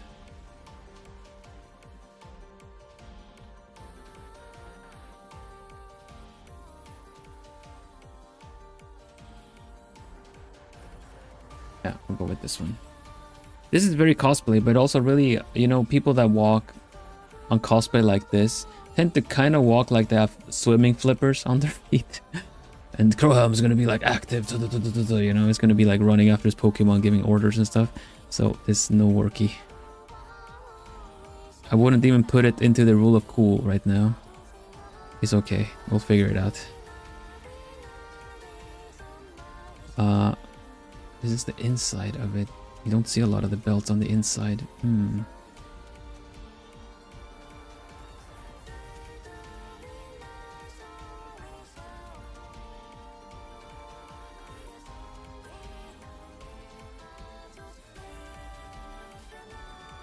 Yeah, it's only for the pics. Exactly. Right. And the pics look really good though.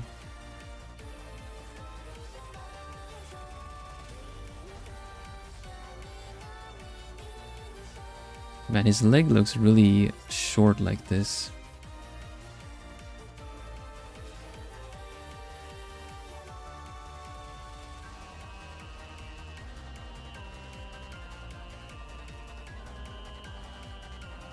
What is angling? Looks good. Thank you. Now, there's some things I still need to adjust here, of course.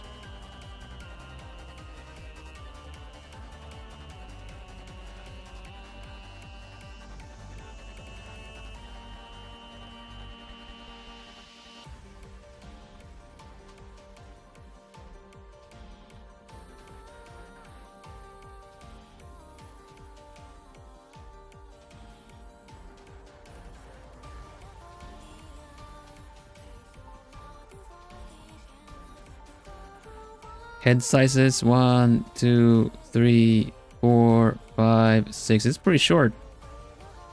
Oh well, it's Pokemon fight, I guess.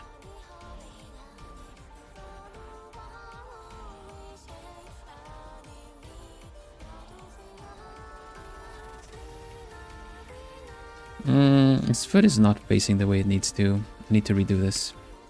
I think I can just merge things. I'm confident enough.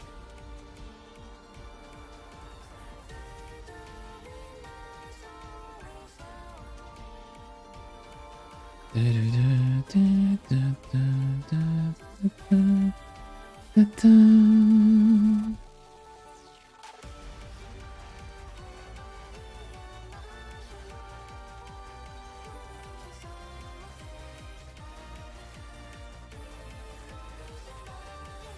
see. Hello, Void. Welcome.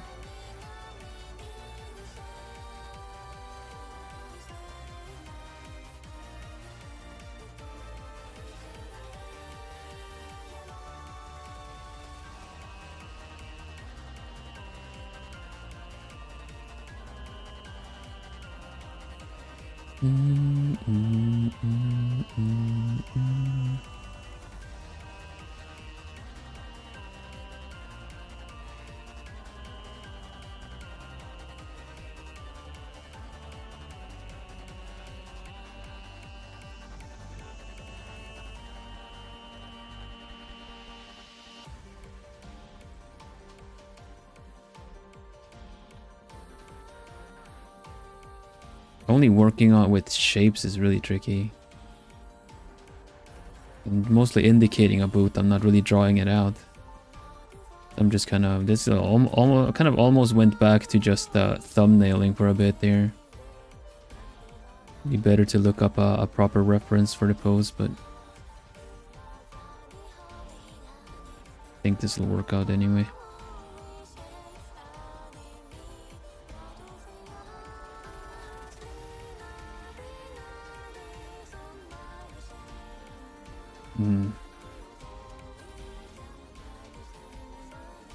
Like steel on the front or something.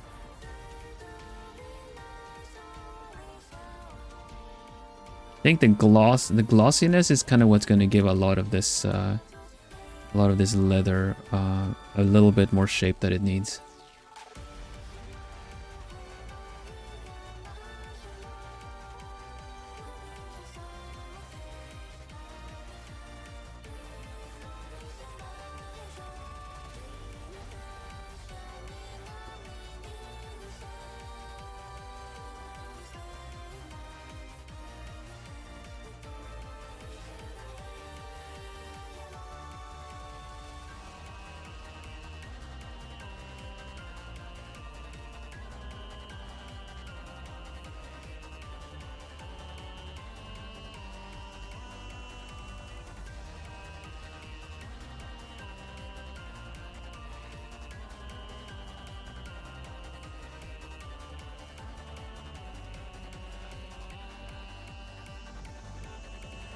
I also see what the problem is the fact that everything else is going in these angles, and then suddenly the boot comes in this angle, so it's kind of creates a strange Doppler effect. We don't want the Doppler effect here.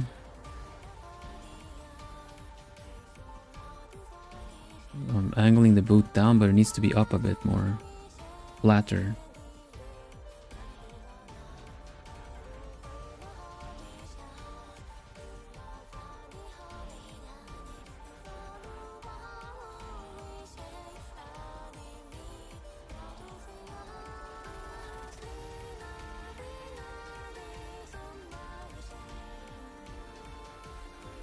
It removes a bit too much of the dynamics of it.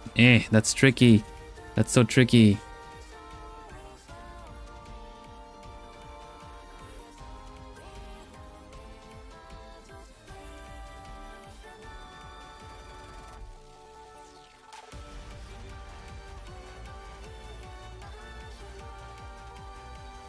Yeah, there you go. There you go. Angle the foot the other way. Make him pigeon-toed, even though he's a crow. Twist it that way. Because it makes sense. Make it make sense.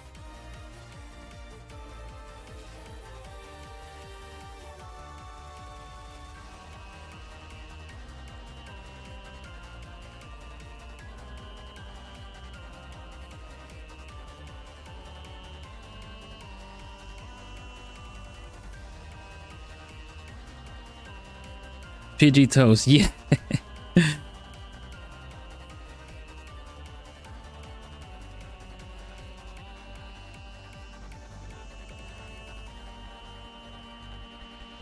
I had to change the angle of a couple of things here. Maybe the this thing.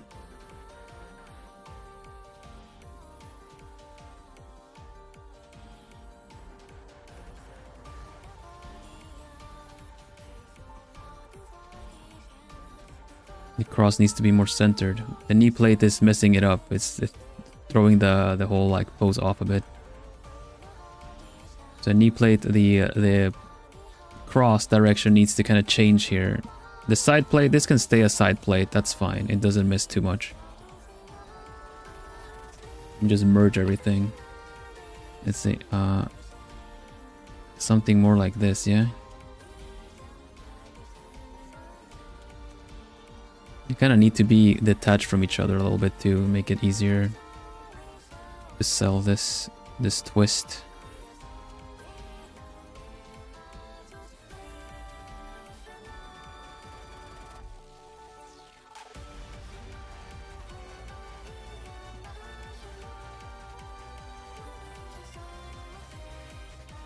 And if you guys are anything like me, and I know I am, kind of want to bring in the purple a little bit more on his boots again, because it doesn't make sense to just kind of make this go so...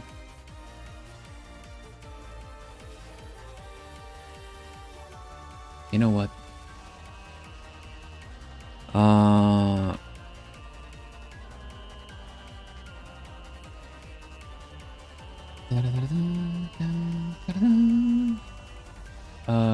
I'm looking up video game plate mail. I'm gonna give him some real. There's like no goth boots here. He's gonna have actual plate mail on his legs.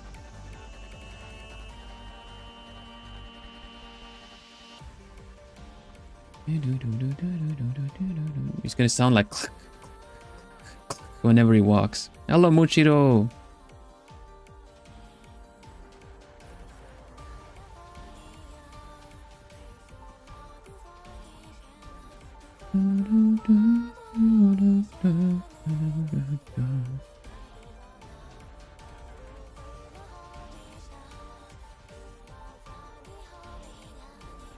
I'll make it work out. I'll make it work out. How you doing, Muchiro? Welcome in.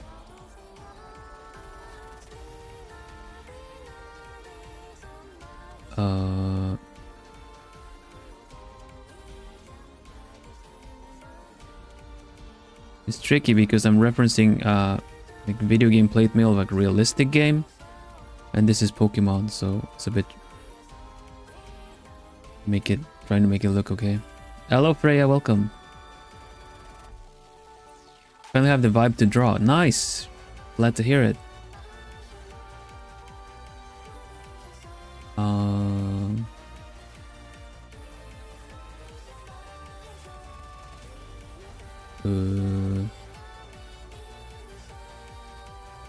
Yeah, there you go. Use this.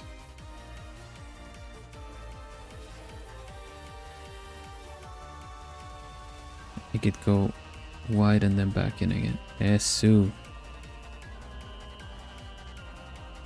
Not too much. Not too much. Still kind of want it somewhat slim. Somewhat unrealistic. And then it'll get wider here again.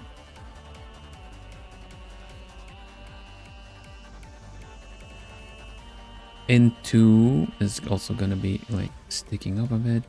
So the shapes we got going on is like it goes out in and then out again like this here, a little lip here, and they don't necessarily go like layer upon layer. They're just kind of welded together here.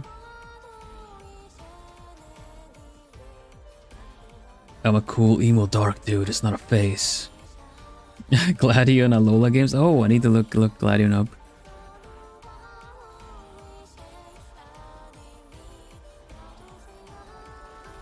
The only face he cares about is the face of the moon.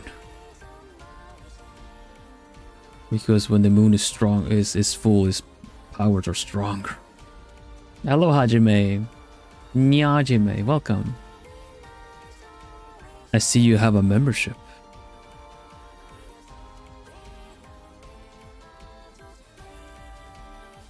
so toony. Yeah.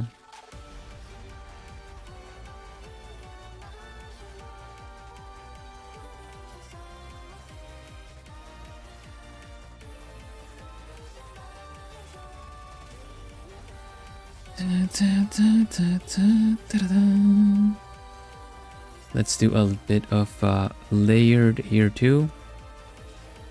Kinda need to lift them up a bit, honestly. There you go. Emo the Lulu Crowhelm wants to battle.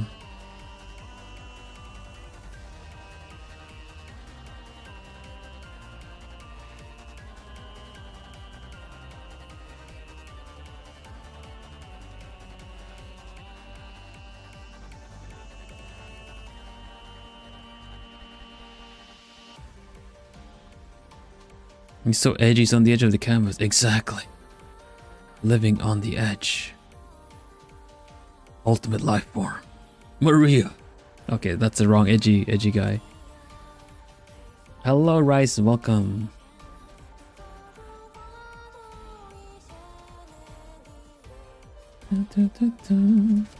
Oh, something fell.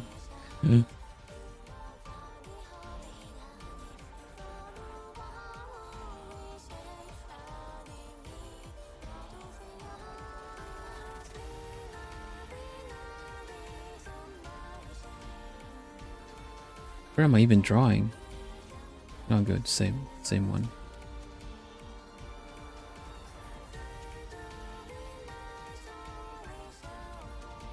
But yeah, welcome in, Hajime. How are you doing?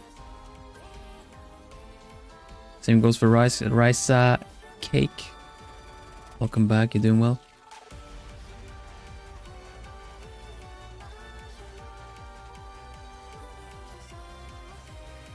Man, feet, I swear, even if it's some poses are just really tricky to get right, especially if you haven't like planned them ahead. I thought I had a pose plan ahead. Then my picture took an arrow to the knee.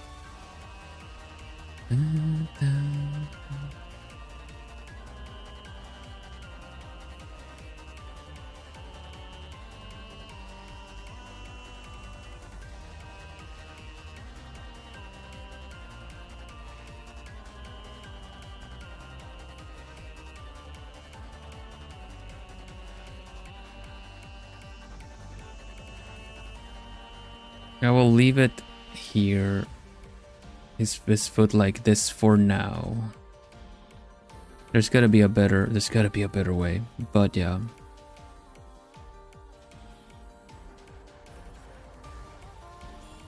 For now, we're leaving it there.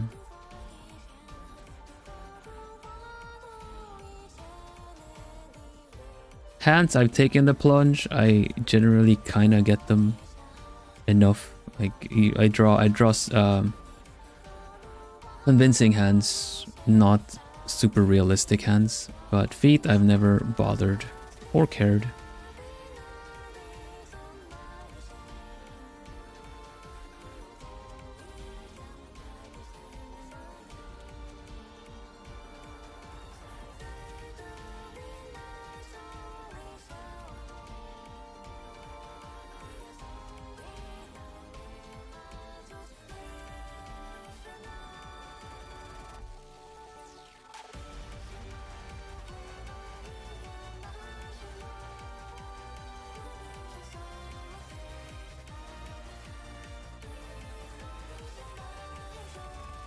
Trying to decide where the rest of his leg is supposed to go.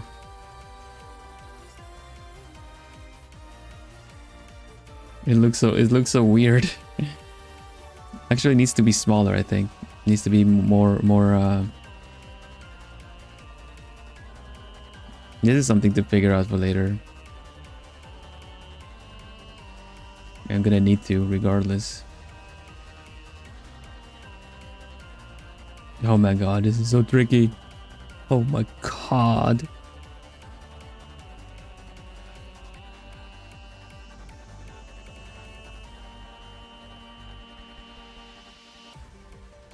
Does Vilhelm have a Rowlet? No.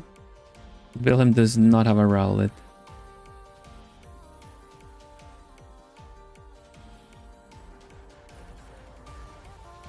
Hello, Lori. Welcome.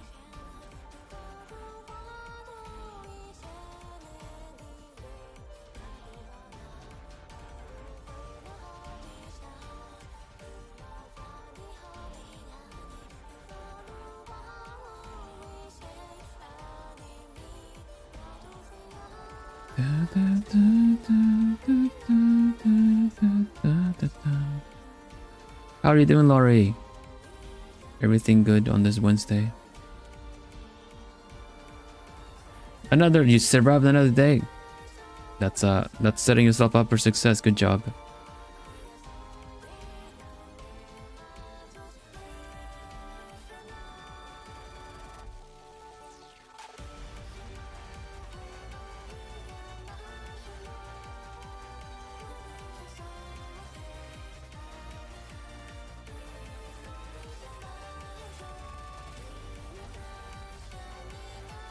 Part of me just wants to cheat this.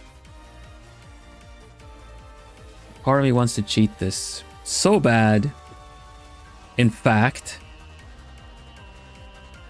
And I don't think it's gonna be that bad of a thing. I think it might still work out. Okay, so the current thank you very much, Laurie. The current issue at hand is that their sizes need to be reversed because this little bird boy is about this size. Vil cheating.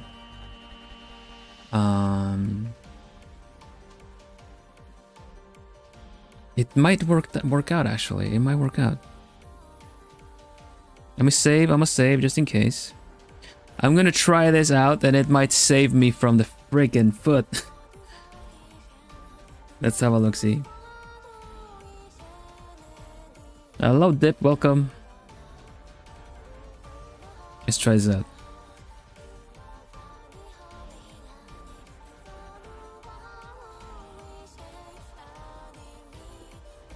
Yeah, you're heading in the right direction there, Miri.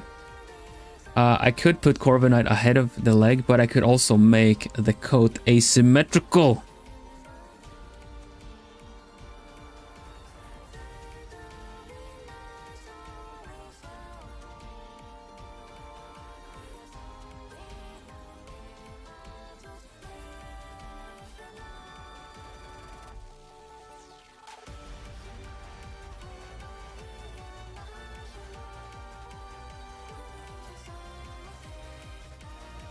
Right? Can make it asymmetrical and then I don't have to worry about it because it's just on the ground. Look. Look. Check it out, Joe. Check it out, Joe. You know? Allah, welcome. I'm actually drawing an ala, technically. That's wing in Spanish.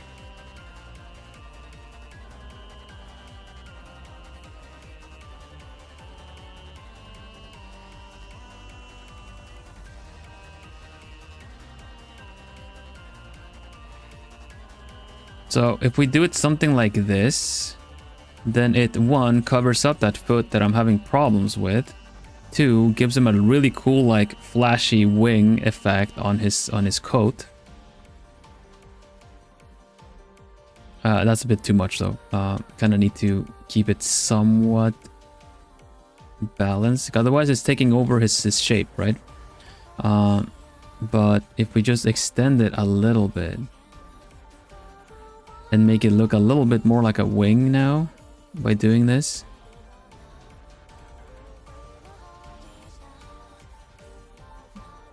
Then it covers up the leg enough to just kind of need like a little bit of shadow in the back somewhere. You know, we don't need to really understand what's going on there because it's covered.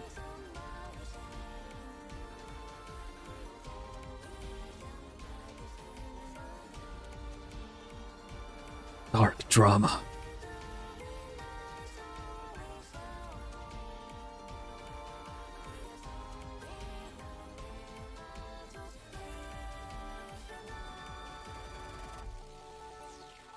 This is gonna add one level of... It does one level of problems with this. And that is the fact that the ground, if we mark out the ground, let's do this first, and then I'm gonna round up in a little bit, but let's put the good old like trainer sends out Pokemon shadow from the old games. The not really spotlight, but spot shadow, you know? Thing is, like, we can't do a coat that is dropping lower than the ground is.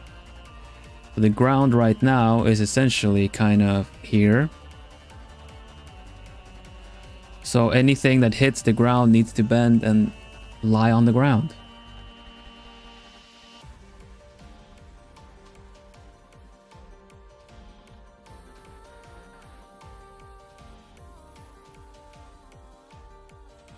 That's how it works.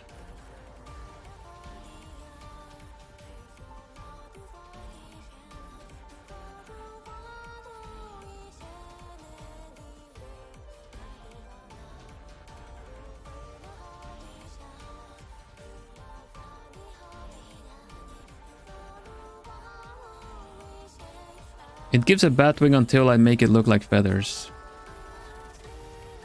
Or at least give it the layers that you have here.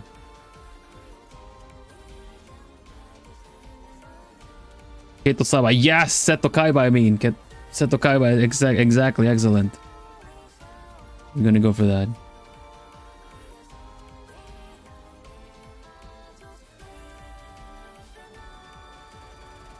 How are you doing, Allah? This is for my Pokemon challenge.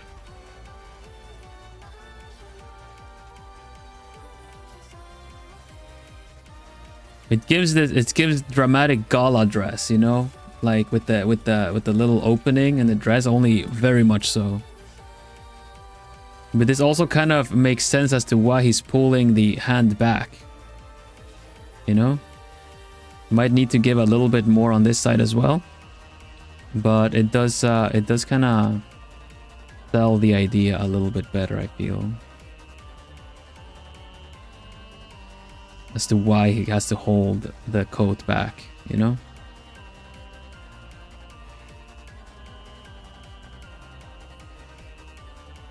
Like cowboy,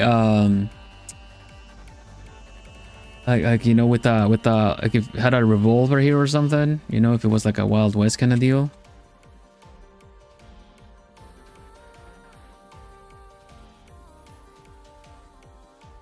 So I know that everything like Pokemon 3DS and on everything is like a lot more animated, but I'm still kind of seeing more so like, you know, the stale sprites that you would get in the older games, right? When you just kind of go into battle and then he just kind of comes in from the side like wants to fight, and then it sends out the boop, boom, and then there's a Pokemon there.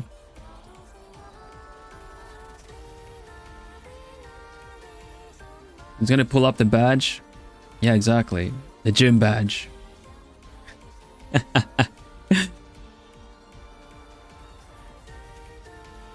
Exactly. You should have something on here. Something. He's gonna be, oh, you know what? It's gonna be like a count here. You're gonna be number 7th.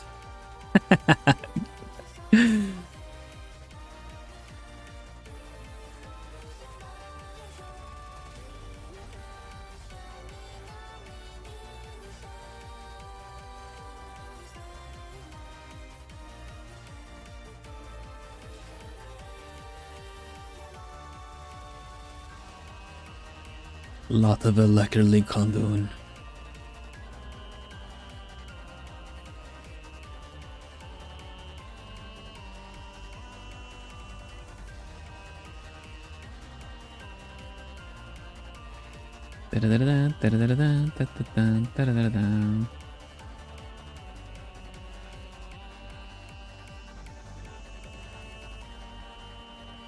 Oh, it looks better if it's dragging. It looks better that it's dragging. It's okay. I'm gonna have to English every day.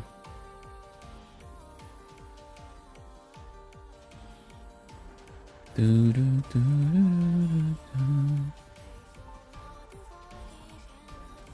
see.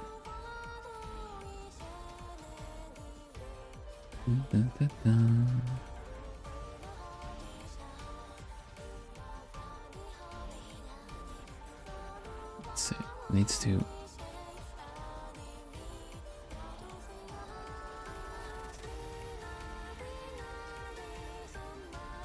I wonder what Vil gym badge would look like. A feather, a glowy gem, or quill? I wonder. Need to look up what the gym badges kind of look like to begin with.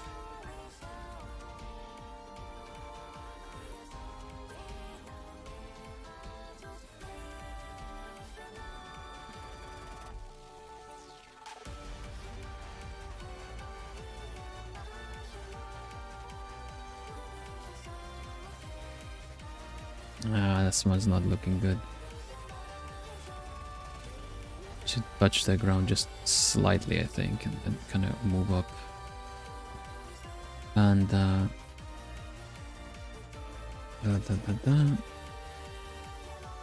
something like this, and then like this. And this other part can just be flapping the opposite direction, make it even more flappy bird. Like he gets really he gets a bit embarrassed when people call him the Flappy Bird. Because he very much he's much like me in that sense, he believes a lot in presentation.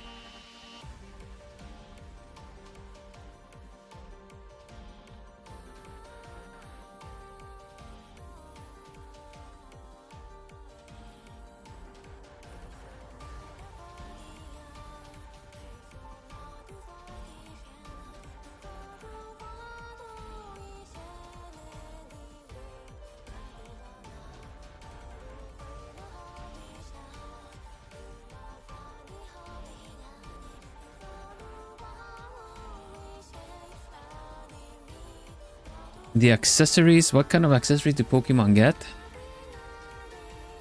I guess they get like little hats and stuff. Like, which games have let you kind of customize your Pokemon? I know Pikachu gets to have a hat at least.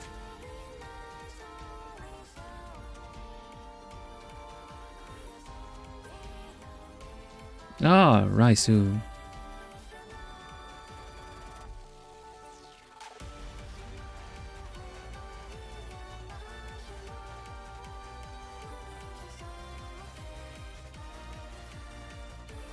Okay, making the edges look a little bit more like this, I feel like sells the wing effect a little bit more, right? The dark wing effect.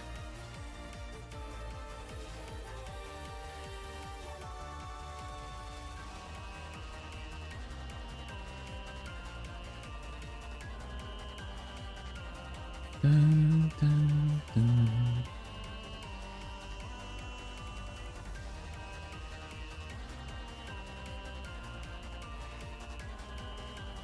Dun, dun, dun, dun, dun.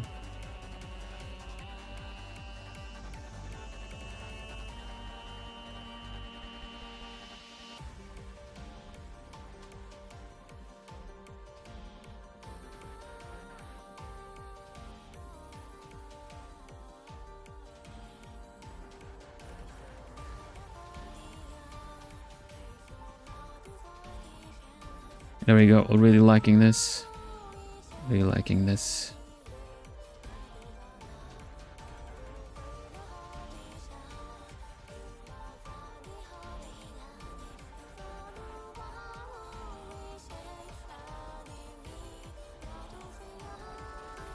Oh, right. Movie making mini games. Right, you could dress them up like that too. That's cute. The photo modes in Pokemon is always so cute.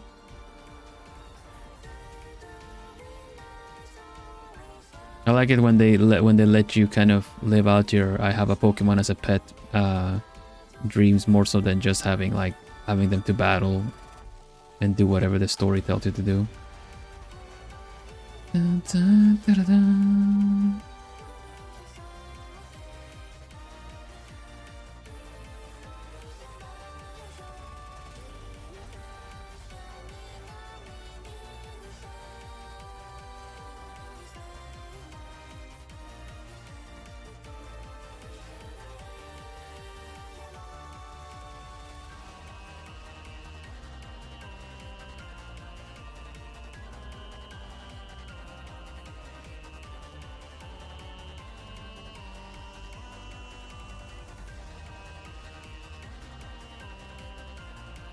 You do a little bit of edge lighting on the leg to kind of still indicate that there is a plate there.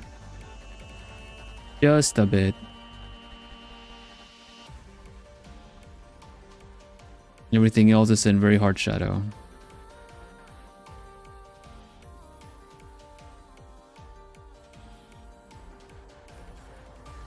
I think we get away with it. Yeah, something like this. It's kind of what I had in mind, at least what the idea that I had. I'm pretty sure I'll figure out a better way to do this. But I just really wanted to jot down the idea while I had it here and fresh, you know?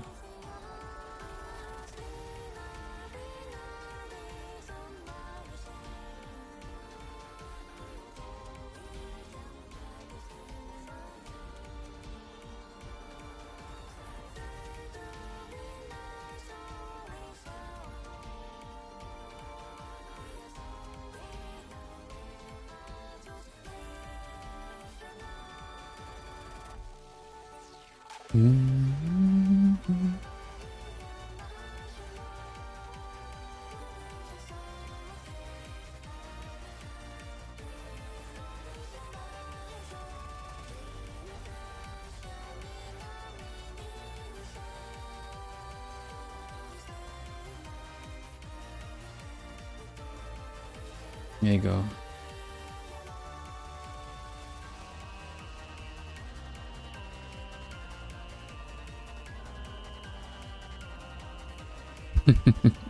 It looks so funny. I like it. I like it. Okay, so the thing is, like, next time we're gonna have to draw the actual verb next to him. I don't get away with just having a trainer done.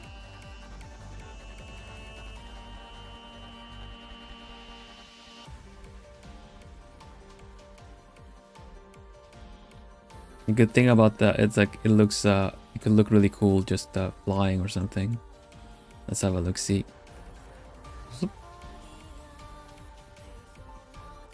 Grab this grab this. I guess it would be around this size, wouldn't it?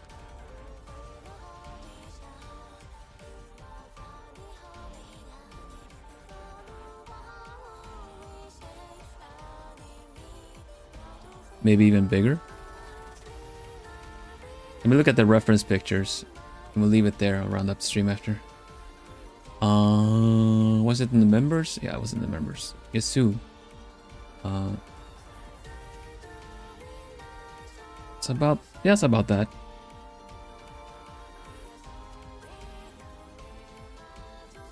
It's about that, right?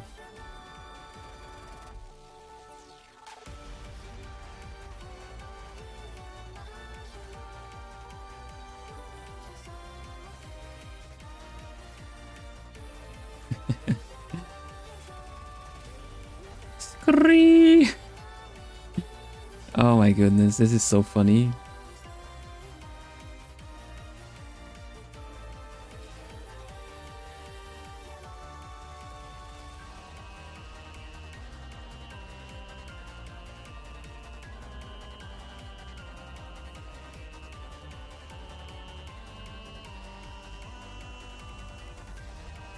Well, saving it here. I do have the full Vilhelm still.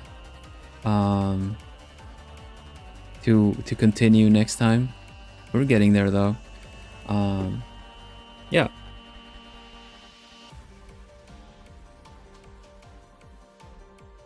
I like this a lot because it's it allows the bird to kind of stand kind of where he is, but his leg is still kind of ahead. Maybe if I even I'm struggling with the leg a little bit. Maybe if I even kind of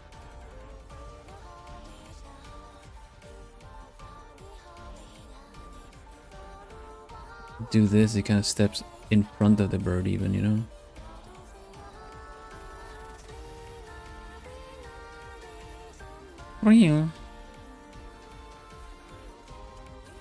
I don't know what the cry is actually.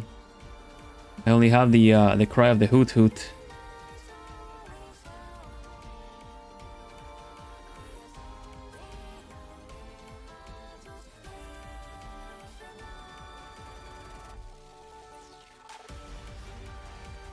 That's kind of the idea, to draw the Pokemon as well, but you know, I'm gonna turn his head maybe a little bit. We'll see. I got some really good references here though.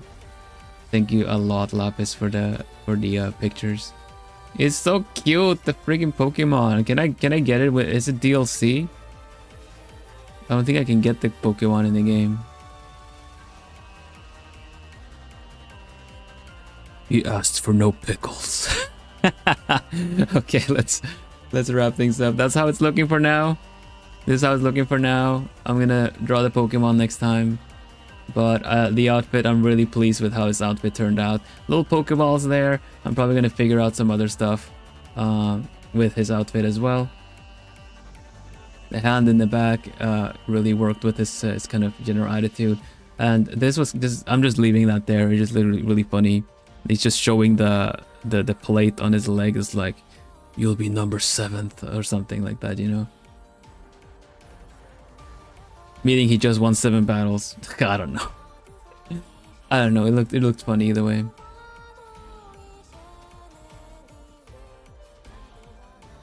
The chains, yeah, the chains need to be there, obviously. Might be a little bit more. I might put up some more details later. Kind of, you know, little spikes.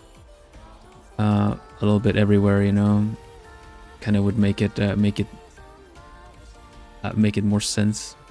Make more sense. On the belts too. You know, we can work a little bit more on this. I blink and you cooked. Yeah.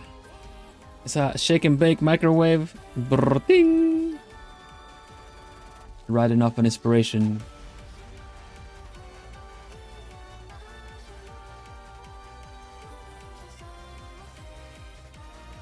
Now, if you're gonna cheat and cover things that you have problems with, do it in a fashionable way. Do it pretty. Make people go, "Oh, that's cool." Meanwhile, this was just because I couldn't draw the other leg. But we don't need to write that when we upload this. You might know. But, you know, that's just how it goes. And now you know.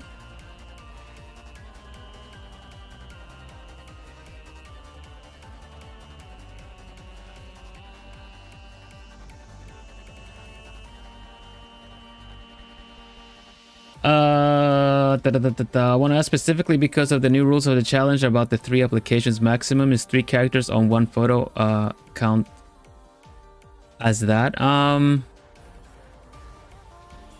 I suppose depends on the challenge per se. At this point, if we're going to be looking at 3 different characters, then yes, I would probably count it as such. If you have 3 different trainers that we should kind of take a look at. If the challenge itself is the 1 photo, like make a group picture or make 2 characters, you know, dance together or something. If that is the challenge, then that would be 1 entry technically, you know. But I believe I would say at this point it's a character and their Pokemon, so each character is technically 1 entry.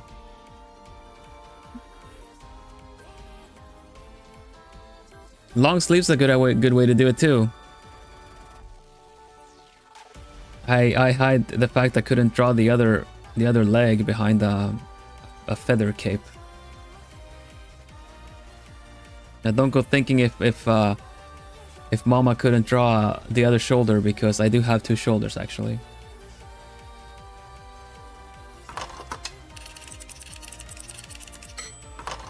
I promise I do. Look, I have wings.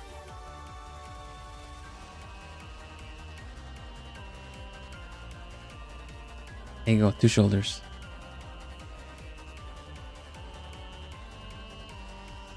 The reference looks so good, you can just draw that in the exact pose. The burb, yeah, I think so, I could. But I need to kind of draw it myself and not full on copy it. I want them to match. Ah, it looks so nice. Thanks everybody. Let's put on some Hutsu. It's the theme song, Hutsu.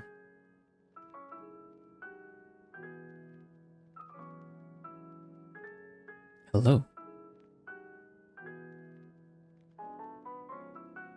Want a little secret? I think I can zoom in even more now. Lumi, you can go back here. Yep. Pretty close. Hutsu, everybody. Hutsu, Hutsu. We say Hutsu on the channel.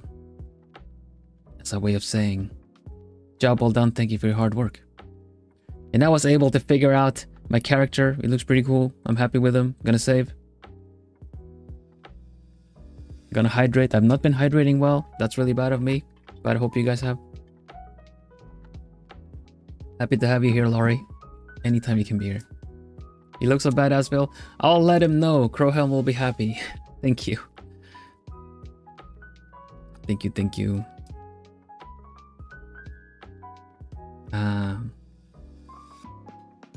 Yeah.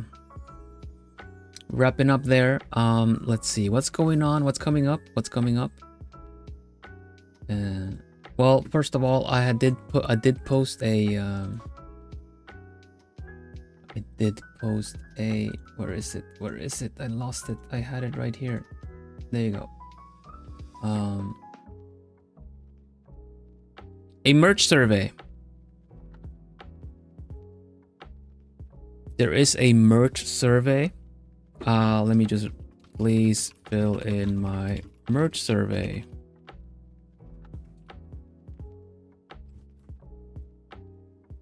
Oh, I think my keyboard went to Swedish.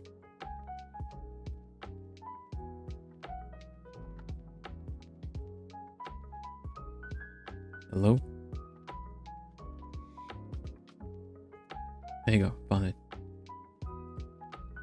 There you go. Please fill in my merch survey. I really appreciate everyone that has done. I think we had a 40-something. We had some 40-something answers, and it helps a lot because I want to be able to offer you some merch in the near future. So in order to sort any of that out, I kind of want to know what kind of merch you would like. Of course, not everything will be absolutely doable from the get-go, but starting small, I kind of, I would rather be focusing on the merch that you guys would want rather than just because of availability or whatever other thing. Make it available to you. So your opinion matters, and I'm gonna have an initial look at all the answers and check out what is popular over this weekend. So I would really appreciate if you could fill it in before the weekend. For now, of course, I'm gonna go back and look at it some more later, but for now, it helps out a lot. Also, a reminder that the art challenges have some new rules. You can pause the stream here or check back again. I covered them in the beginning. I posted them in the Discord as well with a VOD where I explained them a lot more in depth as to what I was thinking when stating all of these rules. So please have a look at those again. They're gonna be in effect this challenge and every challenge in the future. Any posts that have been made previously in previous challenges, they're allowed to stay. We're not gonna go back and delete any posts or make anything like not count anymore. But yeah, going ahead, I'm gonna be sure to post my art challenges with those rules stated for anyone to look into. And with that, Hutsu again. What else is going on this week? We got a member stream on Friday, and the member stream, because I've been so blessed with a lot of commissions from you plumies. I'm gonna start on the commissions on that. So it's an extra art and chat stream on Friday for the members. You can drop by and have a look, see if you want. I'm gonna be drawing some custom plumies. As some of you already have your custom plumies, so I'll be drawing my versions of your custom plumies as well. And aside from that, we got, let's see, here we go, it's a schedule. Look at the very nice, very cool evil cosplay by Natsu with photos and editing by Lisk. Evil trapped me in the mirror, which is just like what you guys are seeing now. I'm just streaming. He's just sitting there cranky that he can't be streaming himself. Also, I would like to draw your attention to the angry Plumie in the back. I think it's really cute. It's got angry eyebrows. Anyway, yeah, good, excellent job, Natsu and Liz. Looking forward to seeing the other pictures because you teased that you had some more pictures. Yeah, so I'm gonna put those here for now. Yeah, the plume missions. I'm gonna be doing the custom plumies.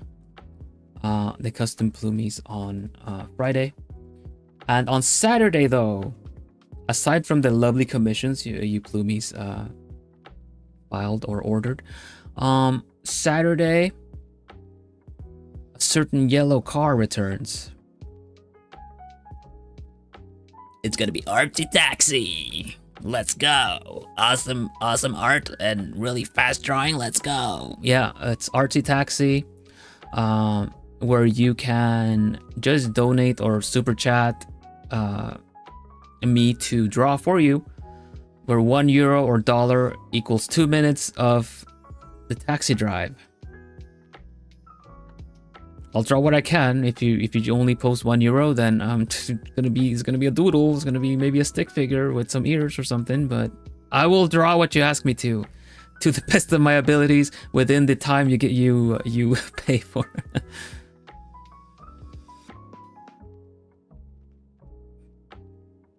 Let's see. I looked back on the rules and I was really worried about the one stating that I couldn't use the character design app for my entry.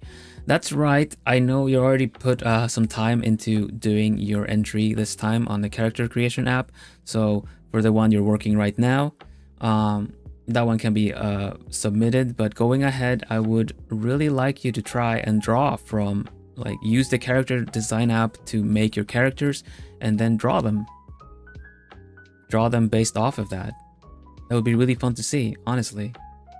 Because character design apps are great. Of course, like Void is talking about the rule that says no screenshots of character creator apps.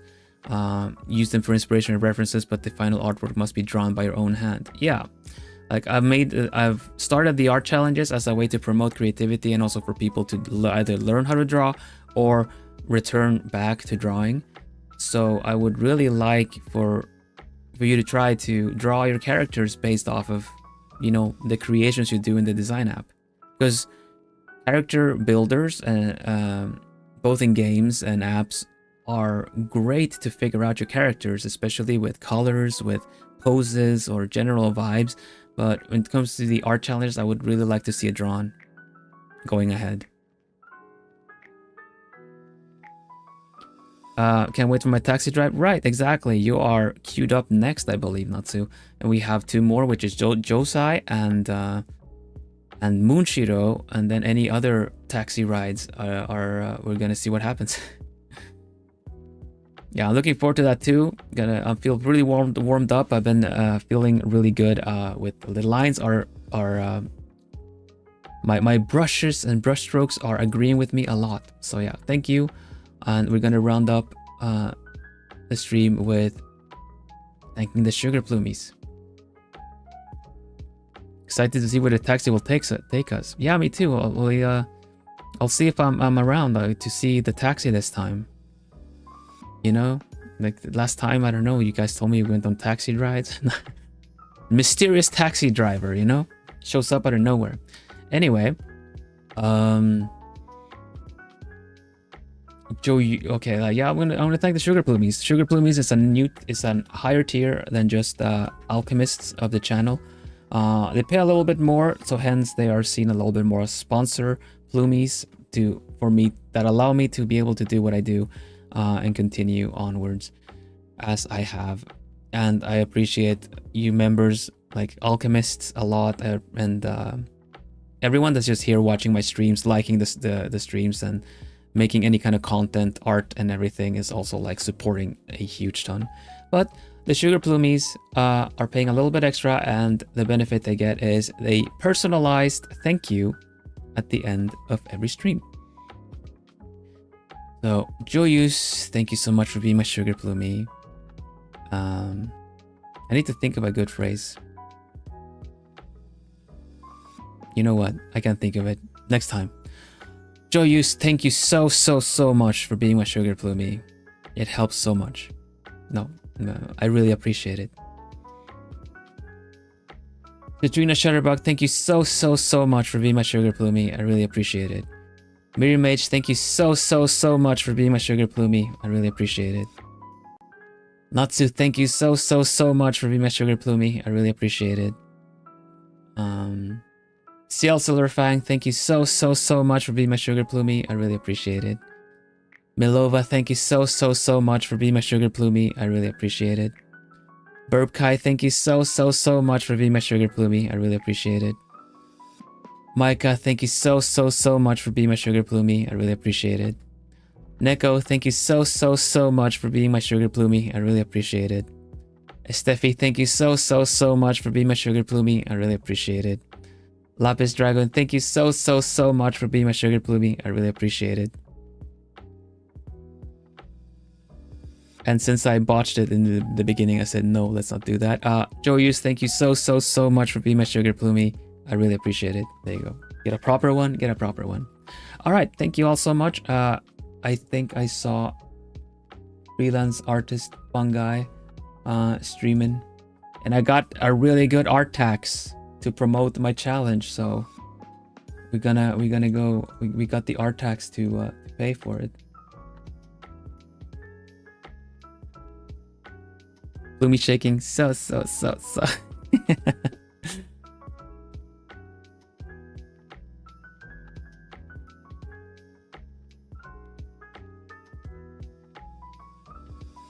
Let's see. I'm gonna set it up for Luigi. Who's doing Uma Musume ranking, the worst one to the best one? Not sure, but Squeegee likes Uma Musume, so. All right, give me a nice little, nice red message. Can't think of a pun this time, so we're just going. We're going. And also we say bye-bye. What did we say? We say bye-bye. And we also say bye-bye-bye-bye. Bye-bye-bye. And if you're feeling a little bit dramatic, you can go bye-bye-bye-bye. But yeah, stay lovely, Plumies. I'll see you again real soon. Members on Friday. Art taxi on Saturday. Let's go. Bye-bye-bye. Do-do-do-da.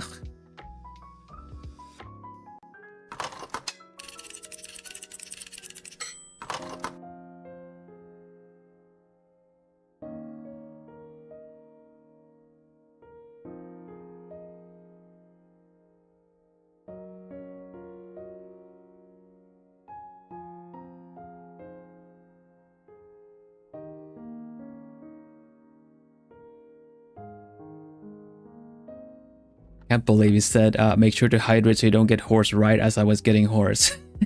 I was like, was that for me? Hello Light-chan, welcome. Next stream is on Saturday. Thank you for being a Plumie. See you everybody. Bye bye bye. Hoot afternoon. Hoot afternoon.